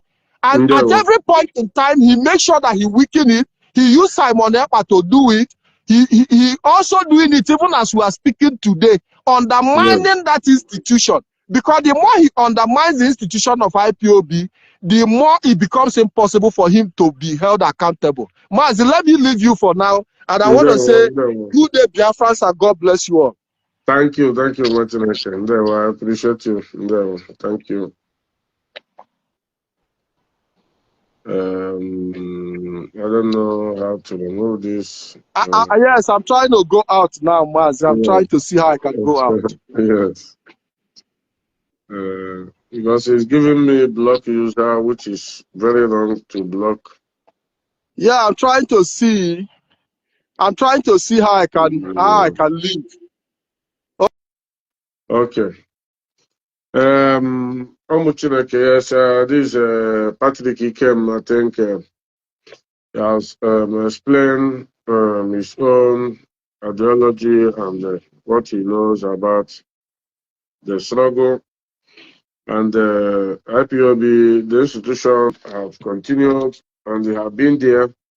But Akuja, please put down my number if anybody wants to call, because I have 10 minutes just to leave here. But I need to finish up this thing because I need to say something again about how they try to bring out these things to Mazi Sanwo-Olu, and we are not going to accept that. Since we know the truth, we are not going to accept that. The killing and the kidnapping, some of the kidnapping, I'm not saying all of them, underline that. Some of the kidnapping and the snatching of cars that happened in Biafra land during the time of Simon Ekpa. Aka fine boy na Kalunta on email. They collect their own percentage of all those ransom. So let them, when we talk, we have evidence. Let them not come and continue to be doing all this. Okay.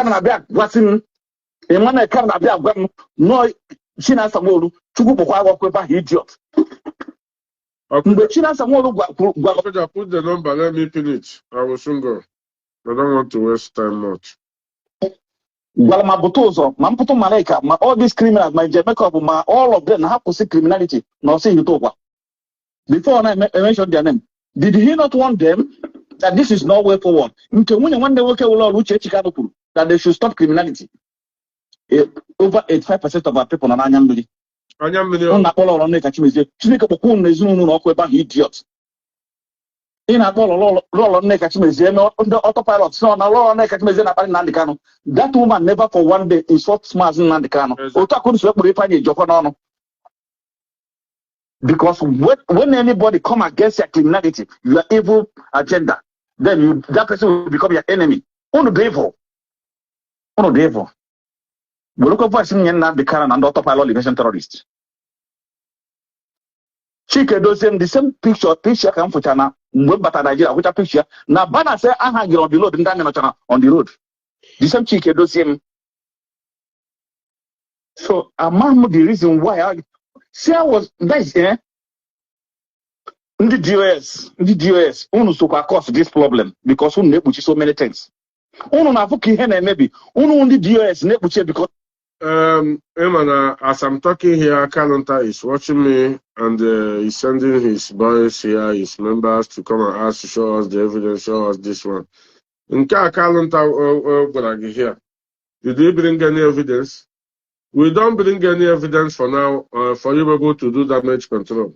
Kalunta here. The same Chinasa Uhuru that killed Nnamdi was the same one that killed Kekugwa. Because he liked killing people.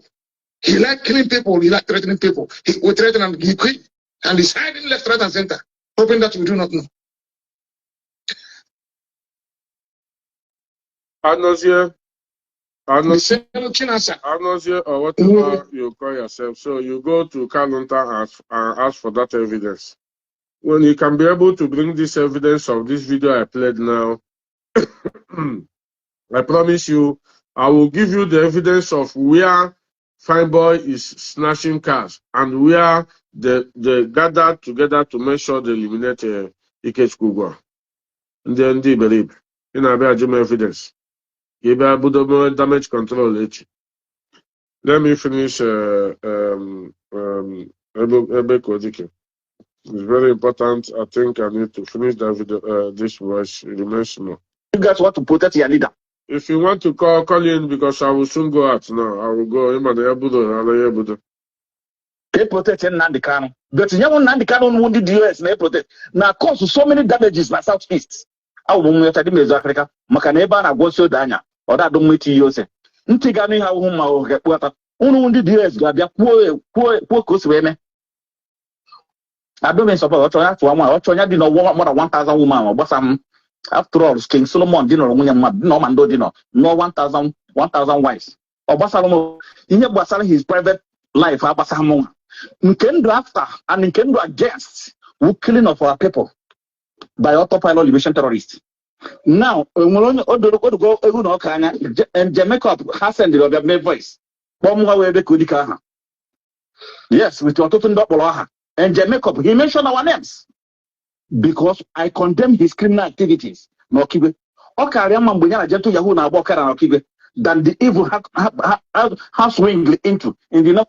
Let me tell you, Biafrans, one thing again. You see, like this Ebe Kodike now. Most of you, man, China.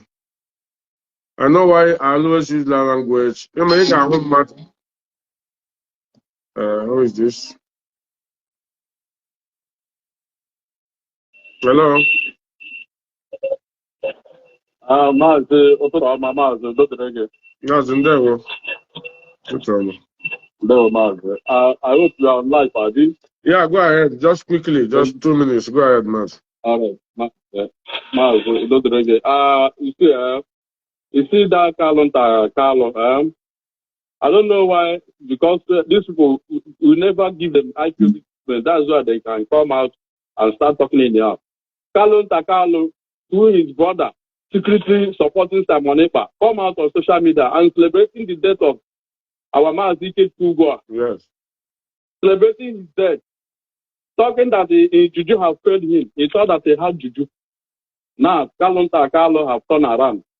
Nnamdi Kanu, he will not tell us that he is not aware that his brother, Fine Boy, is among those people that was detained due to snatching of cars, stealing our people's cars, killing our people. Nnamdi Kanu can never tell us that he never heard about that.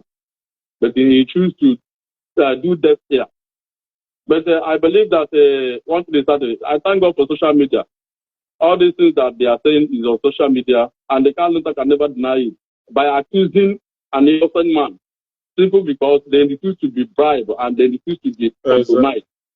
But Chuko Kadam, Alaga Chop Tacha, Alaga Kubucha Hanchanile. You say, also has to go our people just because of our people love freedom. We want to go out of the Nigeria. That's if anybody comes out tomorrow or today talk about that, we follow him. And that's why they have telemita and the guts to kill our people. Just think that nobody will ask about them. Allah, Ndi now because of this struggle, they got the Nnamdi Kanu family. He said, my brother. Supporting to killing them. Their spirit will halt Nnamdi Kanu, their family, until they confess.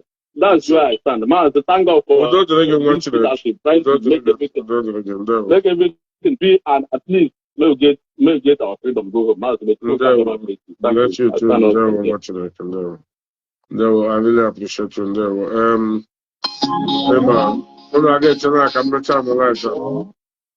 Hello. Hello. Mazi is from Georgia. Oh, Mazi, good morning. Good morning. Okay, I will go. Go ahead, Mazi. Good morning, Biafrans. My name is Mazan Mata from Libya. Mazi ndewo Libya.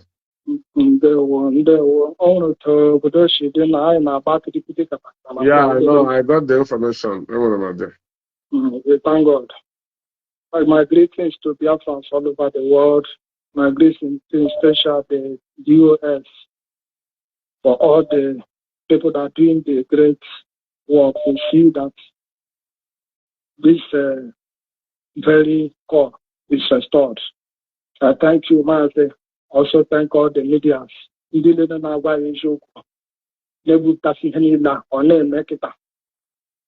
Mazi, thank you so much. And my follow program in and always my Makachi.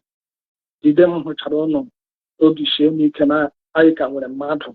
Mazi unu tachakwa ahụhụ ahụ na-achị Libya batakwa ọkwa anyị nwa ga-atada ahụhụ mee ka eshọn unu nwetara akwụkwọ mee ka eshọn unu nwere nwa obere ego unu nwere na-asọpọtụ ịsọpọtụzie ego nwa chi Libya bata na Nnamdi na ụmụnne ya erie ya weti nne nna ya anya. Mazi, thank you so much. Mazi, no one on Germany before. They might not be strong.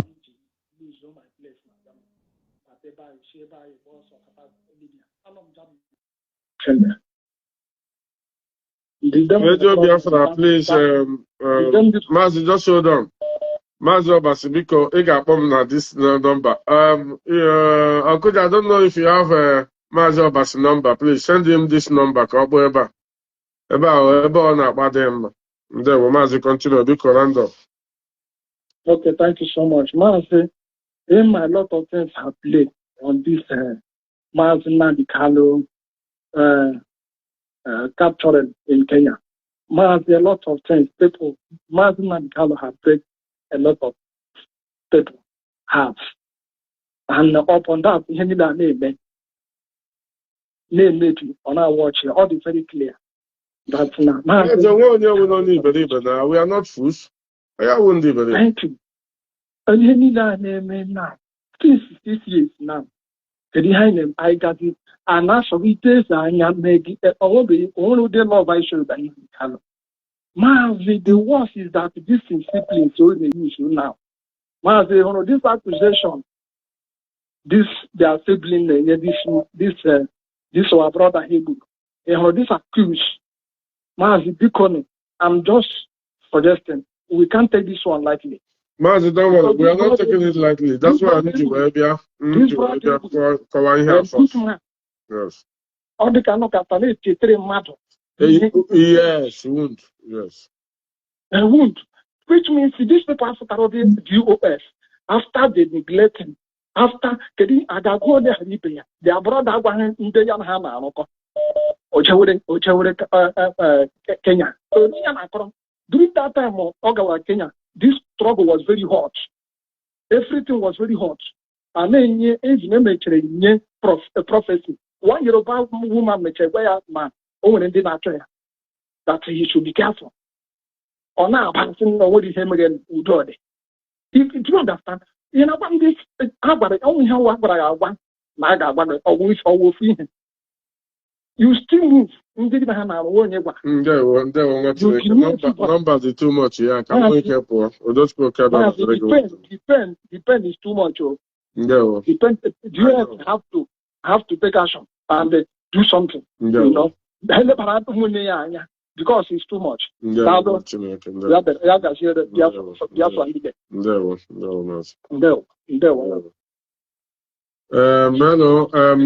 Kapik, Mazi Onyedika.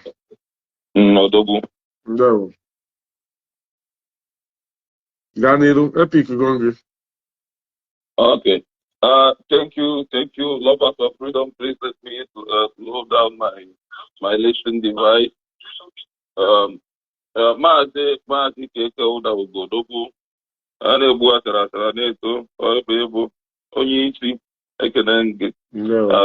Greetings to lovers of freedom, those that stands in truth, those that Tuku Abiam, created in this world to restore this land. I greet you people. Mazi, the question here is that, just like our brother Duro Pronam wasn't a kidnap for Nnamdi. The question is, wasn't Nnamdi kidnapped at the first place? The truth is there. This man, I met him genuinely for the quest of restoring this land we call Biafra. He came out to build his family, to fraud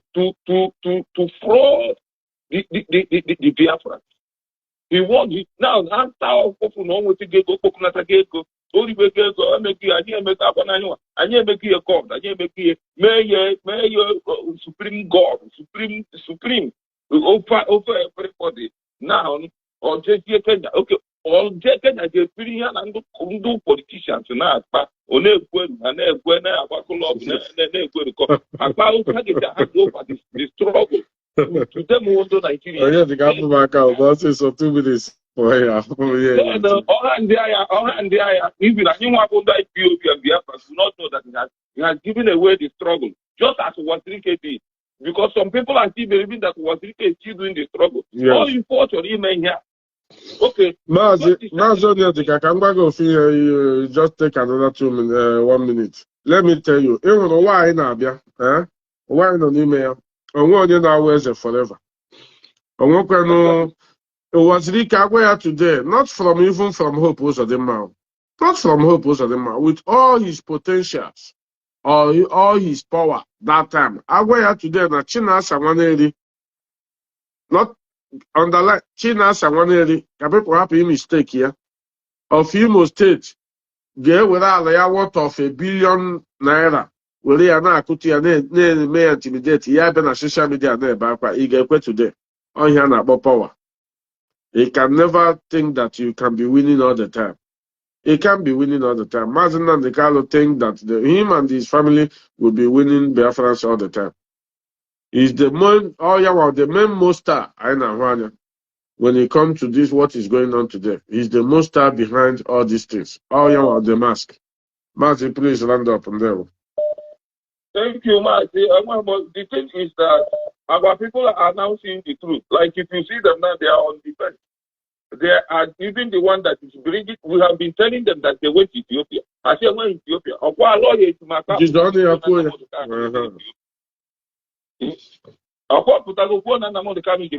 So truth will be coming out, and our people will be seeing the truth. Our people have rejected Nnamdi Kanu.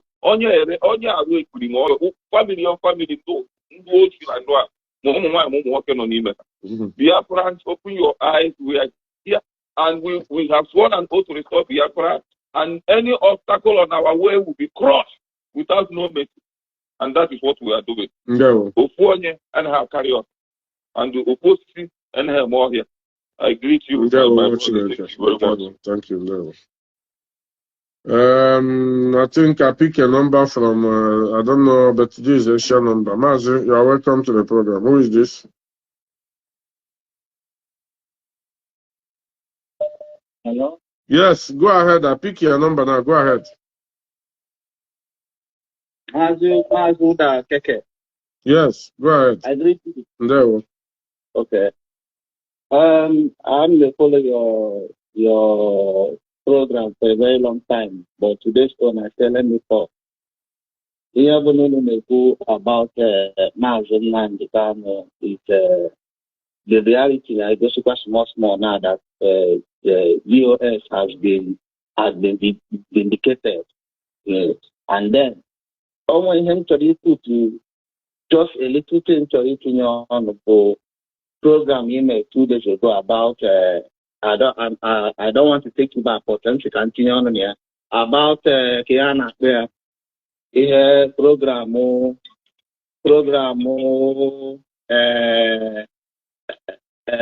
alloy to Marco born in Kuna Mandela. When Mandela traveled that he did not tell anybody. He told his ANC members, cabinet members, because I have to go and investigate or research it. The names of the people they are aware that Mazi, I will call you back now. Just hold on. Mazi, continue. Yes. Continue. I don't know if you are hearing me. Yes, go ahead. I will call the person. I will send you when I did the research to know the number of people they are aware of Mandela being in Nigeria, all his ANC members, they were aware. Yes. You understand me? The cabinet members, just like UOS, the people that are in charge of the leadership, they were aware that of his travel. I will send you the copy so that you will see that they were aware and they knew why he was traveling across, not only Nigeria, across the African aspect. So, if you can work it at the end, Mazi, short, I will leave you. Me, as a national coordinator, do you know that if I want to go to my personal something with my wife, maybe for 1 week, I have to let Italy know so that they call me, they know that if I don't pick up, they know that I'm busy. And with my wife, you must let your people know, whether private or no private. Not to talk of a leader of 70 million people. Can I say no private life, yeah? A national coordinator get more travel. Yeah, why his cabinet. Guy, I know they around for 1 week. I beg. Deputy, take over. If they ask of me, tell them, sir, I go home. Tell them, sir, I go this side. What are we saying? Why should he tell you? You don't trust them. You don't trust them, but he trusted them when the President Pardon Dance came to your house. Hey, some guy they argue from Israel for 1 good year. Mazi, thank you. Let me. Mazi, just hold on. I want to call somebody that I've been calling, please. Just a minute. I will call you back.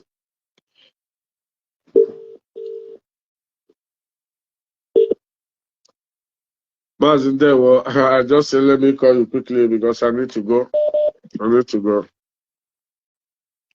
Mazi, go ahead. There. Well.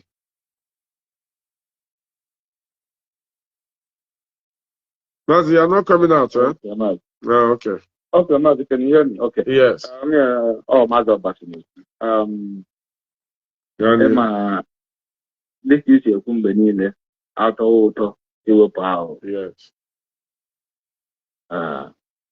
Ndị Igbo si na onye ikwu achị onye akaebe ya nọ na mba makwa na onye akaebe ya nwụrụ anwụ isi ya onye akaebe gosi onye ahụ ya kpọọ gị aha onye nwụrụ anwụ isi ya ọ naanị onye ama ya kpọkwa gị aha onye ọzọ iji kwesasị gị na onye ahụ anwụọla gị ma na onye ahụ onye okwu achị nwata dị epe mpe na anụ ọgbakọ ụfọdụ na-apụta ha asị anyị kedu ihe mere ya ji na-ekwu okwu ha si hapụ na ihe a gawa n'ihu n'ihe anyị na-eme si hapụ ihe a mechọwa freedom wee jụọ ọdị ndị na-ekwu ụdị okwu a sị ha onye na-agba ọsọ ịgbata ka ya na-akpọ ya trọfi ọgịnị ka a na-akpọ ya onye a na-asị gị na ogwu mara ya n'ụkwụ isi ya gbawa ọsọ a ka agbatara onye asịghị na ọkpụkpụ ma m n'ọgwụgwụ isi ya mba gbawagodo ọsọ anaghị aka mkpa a na-agba ka ejide na-ata agha mba ọ dịghị pasọrọ maazị iti aka dị ya ata gị na o nwere ihe a na-ewepụ na anụ tupu okwu oriri andị mma tupu ihe a ma ewepụ ihe a na anụ ahụ ọ gaghị ekwu oriri ọ ya wee ihe anyị na-ewepụ ugbu a ọ ya wee ihe anyị na-ewepụ onye ọbụla sịrị na eziokwu na-agba ya agba na ntị onye dị ịgwa gị na onye ahụ ọwụghị ezigbo mmadụ ka ọ maka asị na nwata chọwa nke ya ghọrọ ajọ nwa ndị a na-akpọ aja aha king ndị azụ na ọha mere nke a ọha mere nta ọha mere imo ọha gburu nwoke ọha gburu nwaanyị ndị agha na-ebu ha ebubo a ewere ọnụ ha na wee kọpụta onwe ha isi mmechi ọnụ m ekwu n'okwu mgbe a na-ebu m ebubo a mgbe a sị na ụmụ na ụmụ onye ama kedu ihe ikwu nothing and the funny thing Mazi Mazi Obas like Darlington have been saying all sorts of lies against Chinasa. We don't care because I'm an Mazi Nnamdi Kanu 100%. If you like how we win the lovers no problem. You understand? Now, she from his own direct brother. So all the more dangerous. For somebody, we should keep quiet. She from Kalunta direct. imepe ọnụ ya na TV si na ọwụ Chinasa gburu Ikechukwu Ugwuọha. Why knowing fully well otu that guy should have Mazi, we can't keep quiet in such an act. Ọ warụla ala ka ọ. Agba nkịtị mgbe Simon Ekpa na-celebrate apụtakwa si ya celebrate na ọbụghị ngụwa gburu ya.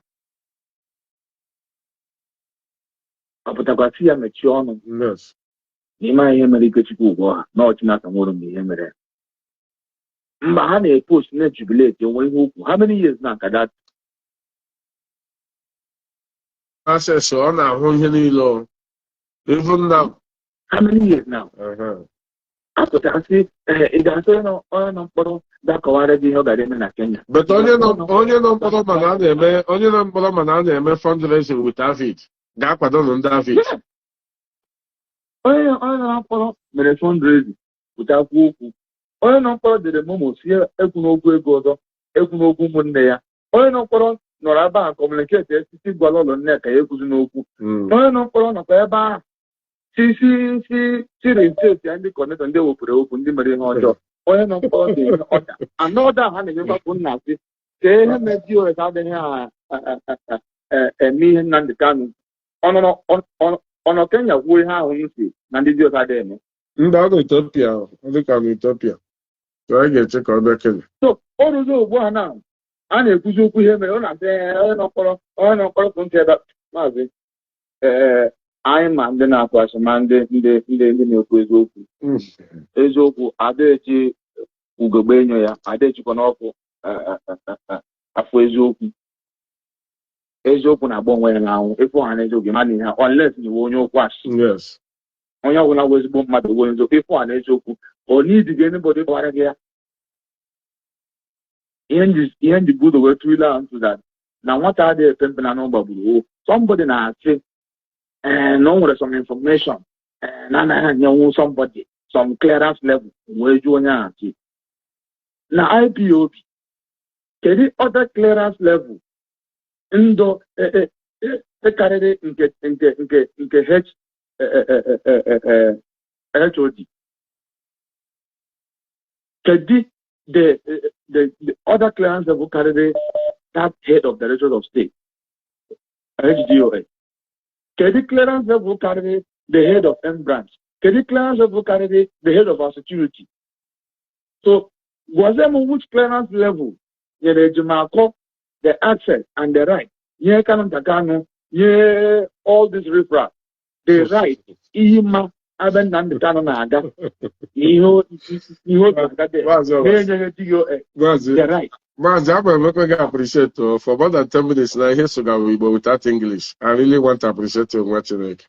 In Bali, I look how we work each last season.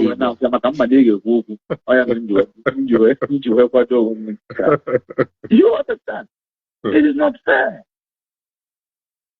So now na-akpọgasị ahụ nwere clearance ime abụ onye isi anyị na-aga. Yes. Onye isi. Yes. Mana ndị na-arụkọ from the highest level. Ndị na-ekwesịrị ịma anything akpọrọ intelligence ọnwụghị onye ma. A na-akọrọ m clearance level. Clearance level na after Nnamdi Kanu ya were Ejimakọkọ, after Nnamdi Kanu ya were Nnamdi Kanu kedu aha ya Kanu na IPOB. Anaghị abụ onye kwuchi eziokwu. Ya wụrụ nnọọ ka ọ bụ nnọọ n'ọwụ agwa ahụ eji mara ya awụghị onye okwu asị onye njọ ka ọ ghara ịhapụ agwa ahụ ọ nọkwa n'ime eziokwu a na-atụ asị. Maazị Oge kwụsịrị m echi ọnụ ka ihe iji ekwu okwu DOS HOD ha kwuo okwu ọwụ ihe chere aka ha na-ekwu. That is one way na nwata adịghị efe mpe na anụ ọgbagbo. Yes. It is their right. Adịghị ekwu ya maka ha nwanne Nnamdi Kanu. Adịghị ekwu ya because na ha wụ ụmụnne ya ọ na ha wụ ikwu nne ya. Nke ya basịra mebi na ha tọrọ ọnọtọ ya. Ha na-ekwu ya as their position na IPOB. Onye na-atụbeghị Tencent. Onye na-contribute even na meeting self. Ọ pụta social media na-atụgharị. Adịghị amasị ihe a. Gwa ndị onye isi ha nọkwa na mkpọrọ na tin line. Ekwubegwu okwu ya. Mba. Nke ahụ emenaghị ya abandon. Ha forget that chapter. Not only had a distract. Nara. I don't know that distract. Because in 11 I call, I will leave here. I'm for the Rapadoma. There one them there. Mazi, I need to call you. Please take 1 minute if it is necessary. Please take 1 minute. Mazi, go ahead. They want you to, if you want to, they want Mazi KEKE. You are really doing a wonderful work, you know. This is a working call you are doing. May God come and bless you. And everybody who is championing this cause of restoration. I just have just a simple something to chip in here, you know. People like Nnamdi, Uchemofo, Clifford, Obidi, and others who have risen before ages to condemn the atrocities of Nnamdi. But because they don't have large supporters who knew what was happening earlier. No, Mazi, let me correct you. No, let me correct you. Mazi, can you hear me? Mazi, so let us put it well, not supporters. We don't need somebody to support you when you are saying the truth. Why they fail it all? Because they rush Mazi Nnamdi. When the Mazi Nnamdi was smart man, EGK Baya, one day, and you'll be a loser. If I thought they patiently waited like a day like this or 2020 or 2021, maybe people will understand. But because of you age, we major her, they went out and keep on castigating even me and you, IPOB, all the rest, without facing that particular man that did all these atrocities. However, she will fail lawyer. But am I here again? They knows all. Go ahead, Mazi, please, round up. So, yes, it will be short. So, for the sake of all these things that have happened before, what I'm saying now is this. Please, let the directors of state, I hope they are listening, or you will pass this message across. We are angry.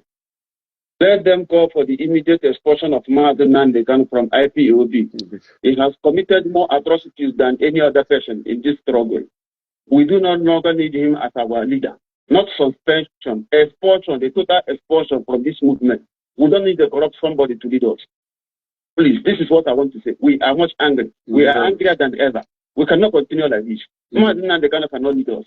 We are calling for his expulsion from this movement. This is what I want to chip in. Thank you so much. This number that called me, I don't know, plus 27. Simon is your name, please. You will take 1 minute, please. Please, I beg of you, 1 minute.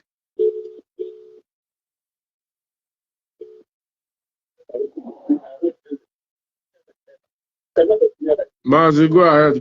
I have picked you. Turn off your listening device. Go ahead. Okay. Mazi KEKE, good morning from here. Coming from Cape Town, Africa. Yeah, it's one of the places Kanu I got. Yeah. Mazi, one of our brother now, you know, this last caller now. I support this our brother.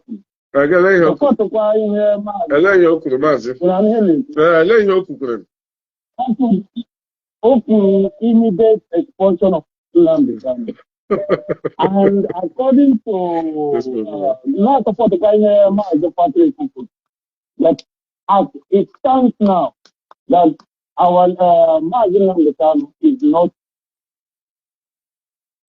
to him, is not his leader.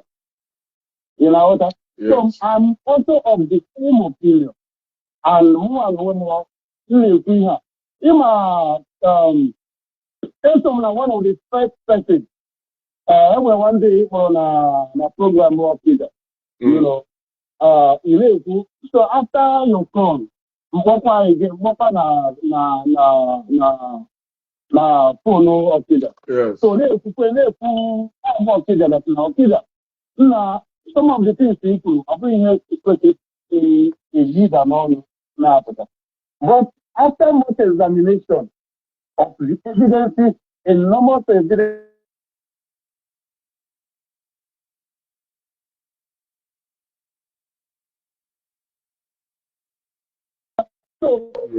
put that I'm very, very ashamed to call him my name. So I want the opinion that Nnamdi should be given a time frame to apologize to viewers and IPOB worldwide and Biafrans at large. He should be given a time frame to apologize, maybe a space of 1 month or 2 months. Failure to do that, he should get expelled from IPOB. That is my own opinion. Yeah. So please, Mark, take this message to the leadership. I will do that.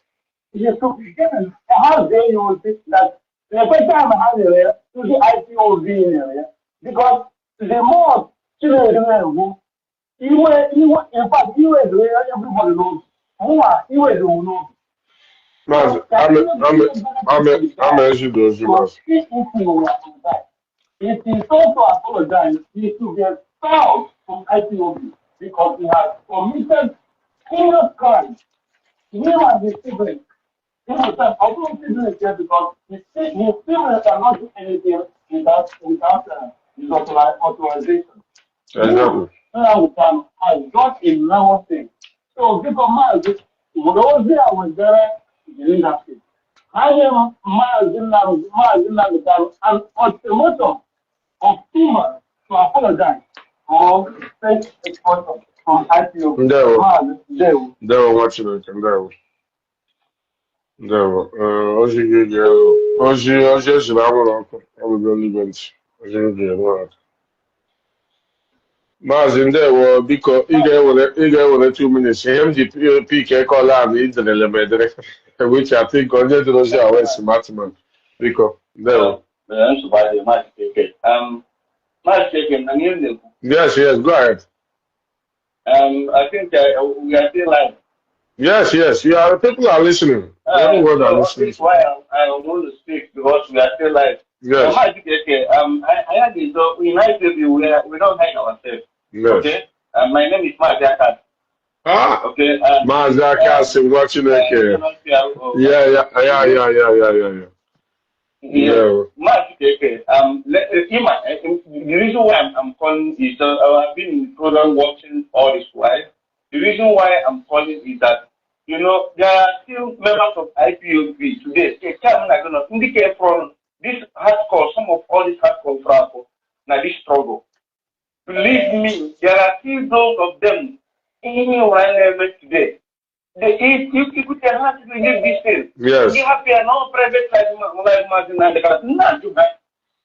man that you don't have a private life anymore. Exactly. The Kanu has no private life anymore to travel without letting the the only thing is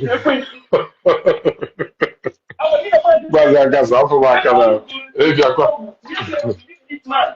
You have no right to do anything. Do you know any single mistake Martin even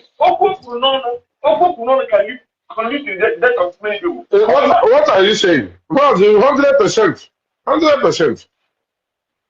So this is how powerful or how we I ain't telling you made it so even in its weakness, even its number I got so tired against people cheer. Imagine there was a time the enemies leaked the video.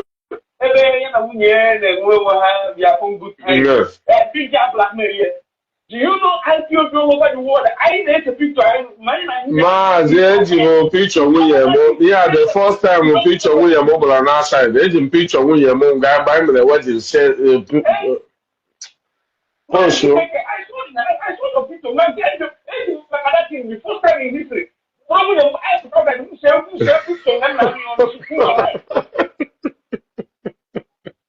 Just to come back to my leader, just to say you want It doesn't matter what you do, we love you. All you have to do is say, all this is what they make in the 5 years.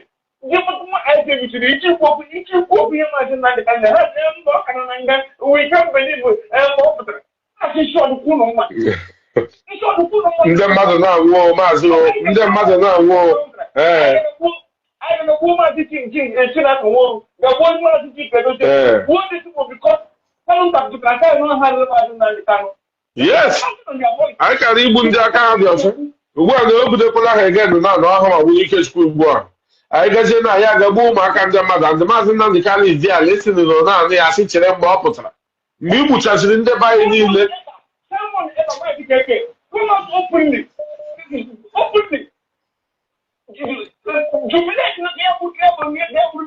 Even before this innocent man was killed, he had threatened to kill the guy.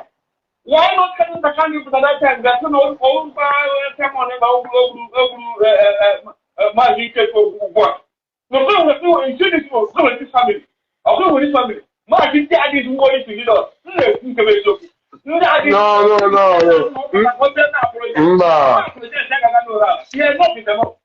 Maazị ndị a megodo apologize na ndị a ga-eji strategically gbuo omenala gị niile. Ha enweghị obi of repentance. I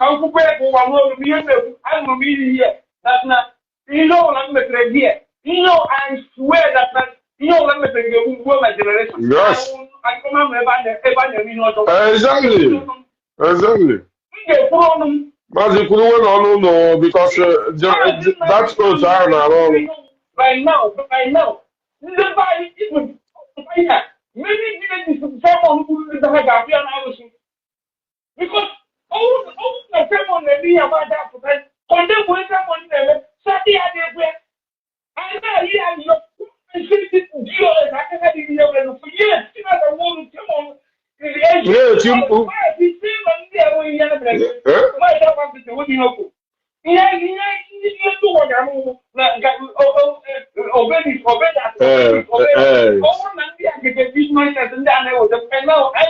we can't get anymore. We cannot get it.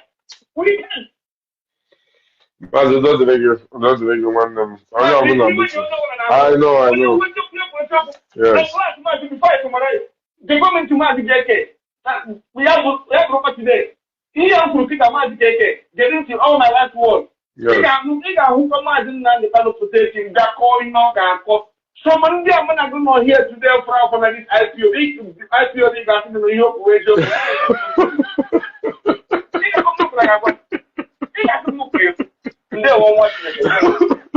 No, I can't see over the plan today. I can't right from time, even from Radio Biafra. You say it the way it is without fear or favor. I am the like you want them.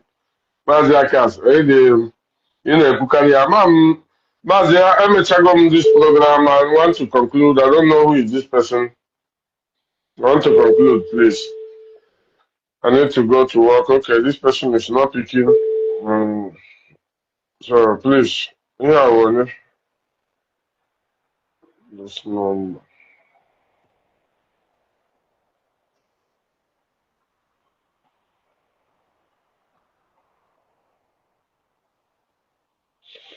So, I really appreciate all of you. Awesome, camera.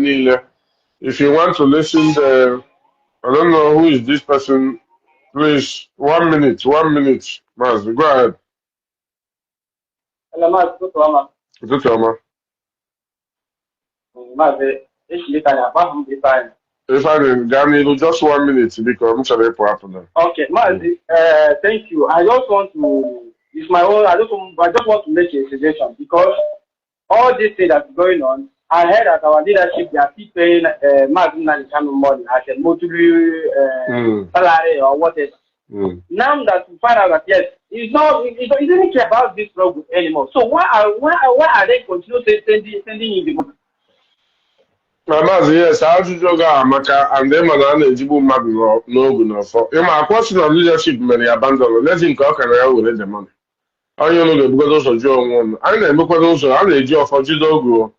Makechi, Mazi, but I promise you, Mazi, I promise you that one will still stop because the frustration now, they will still stop that one. Very soon, I think from before end of this month, some of the things in IPOD get changed. Like code of conduct and all the rest. So yeah, we need Ghana to be frustrated and reject the money. So Mazi, don't worry, everything will line by line. I am going to the hour, I am going to go. But can I happy with any loophole or any mistake I get, make happy blame when I get you. I'm new with the only opener, but only opener come on and cage you while your mayor so that Allah ndị mbụ na ndị egede ga-ama na aka anyị dị ọcha. Udo dịrị gị nwa Chineke. Mazi, thank you. Another thing is that there is no forgiveness for this struggle because you can't tell me maybe tomorrow when it comes out now we say please you guys will forgive Mazi. Only is forgiveness because only I know only Mazi ne will so what he made just brilliant no no so he was one Mazi ọwụọla ọchọ dị iche ọwụọla already ọwụọla onye ọbụla n'ala ya sọ ọchọ. How many times ka ọ bịagoro na kọtụ gasị gị jishi ike nwa Chineke IPOB family so ọ wụbeghị n'ala ọ nọ n'ihu gị wee kelee Avid kelee Bridget gịsị ọchọzi ọ wụgo gị n'ala already for 5 good years na ọ na-ekele ndị ọzọ ekele ala ọya ejimakọ ekele 100 men o keleele gị bifọ ịnụ na IPOB na ọnụ ya bifọ so Maazị ndo dịrị gị ndewo ka m nwee ike ndewo nwa Chineke ndewo. Only an akpọrọ gị before you did not pick. Akpọrọ gị before if I make this call again you don't pick I need to go out. Ụmụ Chineke udo dị unu. I really want to go. Enwere time na-ezuru ndị be anyị for program. I don't know.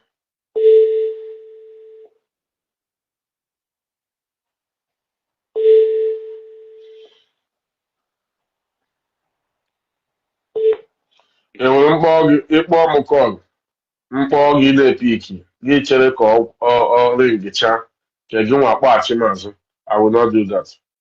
Gị marazie na ọmụnwa ga-akpọrịrị gị go pick that my own. Ọwụ ya own ka m ga-epick. No, I will not pick it. I will call you, you pick. I will call you. If you don't pick it again, I will go out. Maazị, go ahead. Nde wele ebe isi agba m isi si Tanzania mkpọ ile pick. No wonder. Gaa n'ihu biko 1 week, 1 minute. Okay, the program for a very long time now.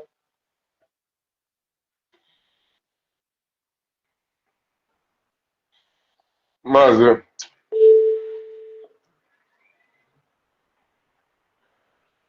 Maazị, yeah, gaa n'ihu the thing cut na cut. Just within 1 minute, you know. Gaa n'ihu watch it.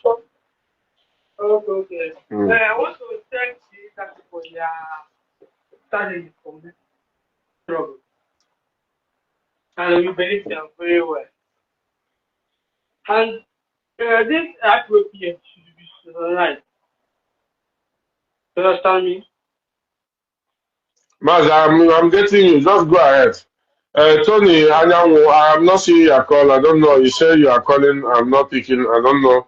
Many calls are here, more than, I don't know. So the ones I see read, missed calls, I pick them.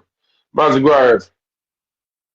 Okay. I'm actually thanking leadership for their strong stance in the issue of our struggle.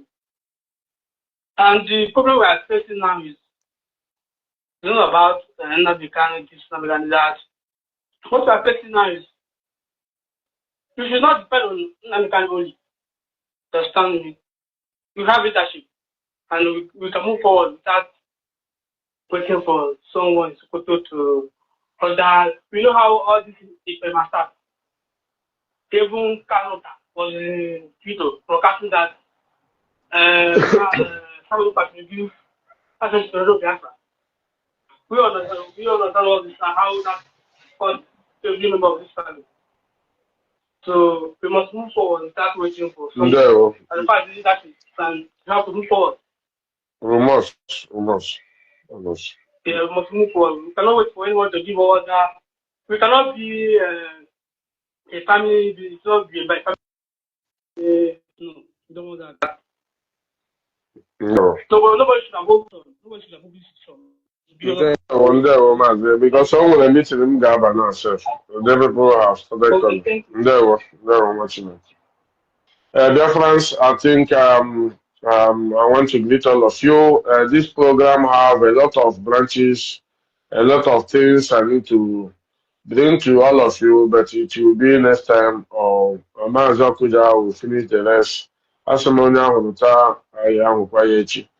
Ka ọ dịrị unu niile na mmadụ onye sịrị m na-agwa unu na onye nwere eziokwu ya kwuo ya if it is me that is making the mistake, when they are correct, they are cool. I'm mother, we here, our personal, our family. Our year, Ocha woman na complain. Even the way he was born, they would tell her. As a leader, you need to listen to them, not to embarrass them or to intimidate them. Ndị ọjọọ bịakwa ịma ndị ọwụ ndị ọjọọ, anyị nwere ike treat ha the way they can. But the IPOB family, for more than 5 years now, nobody from Carlos family have ever one day appreciated them or tell them ụmụ Chineke jishinike. Onye ndopụta, ọ ga-abịa ime ọ appreciate or ọ ga-abịa ikwuru, nothing like that. Ihe anyị na-anụ Wavid asịkwa, Bridget asịkwa, 100 men asịkwa, Carlos asịkwa, onye nke asịkwa. Ụmụnne m, when are we going to continue like that? And since 2012 till now, here in the water will only killing. No good result. Can any of you reflect after these broadcasts and tell me one good result Mazi Nnamdi Kanu Motelulu since 2012 till now? A very important result. Don't be sentimental. Say it the way it is. As a very big movement of 70 million Biafrans following, we're supposed to secure, even if it is half country, not even full, half. Tell me one good thing, oh my God. If not, every day we are losing people, blackmailing people, eating our money. Actually, I'm going to reflect higher and you drop it on the comment section.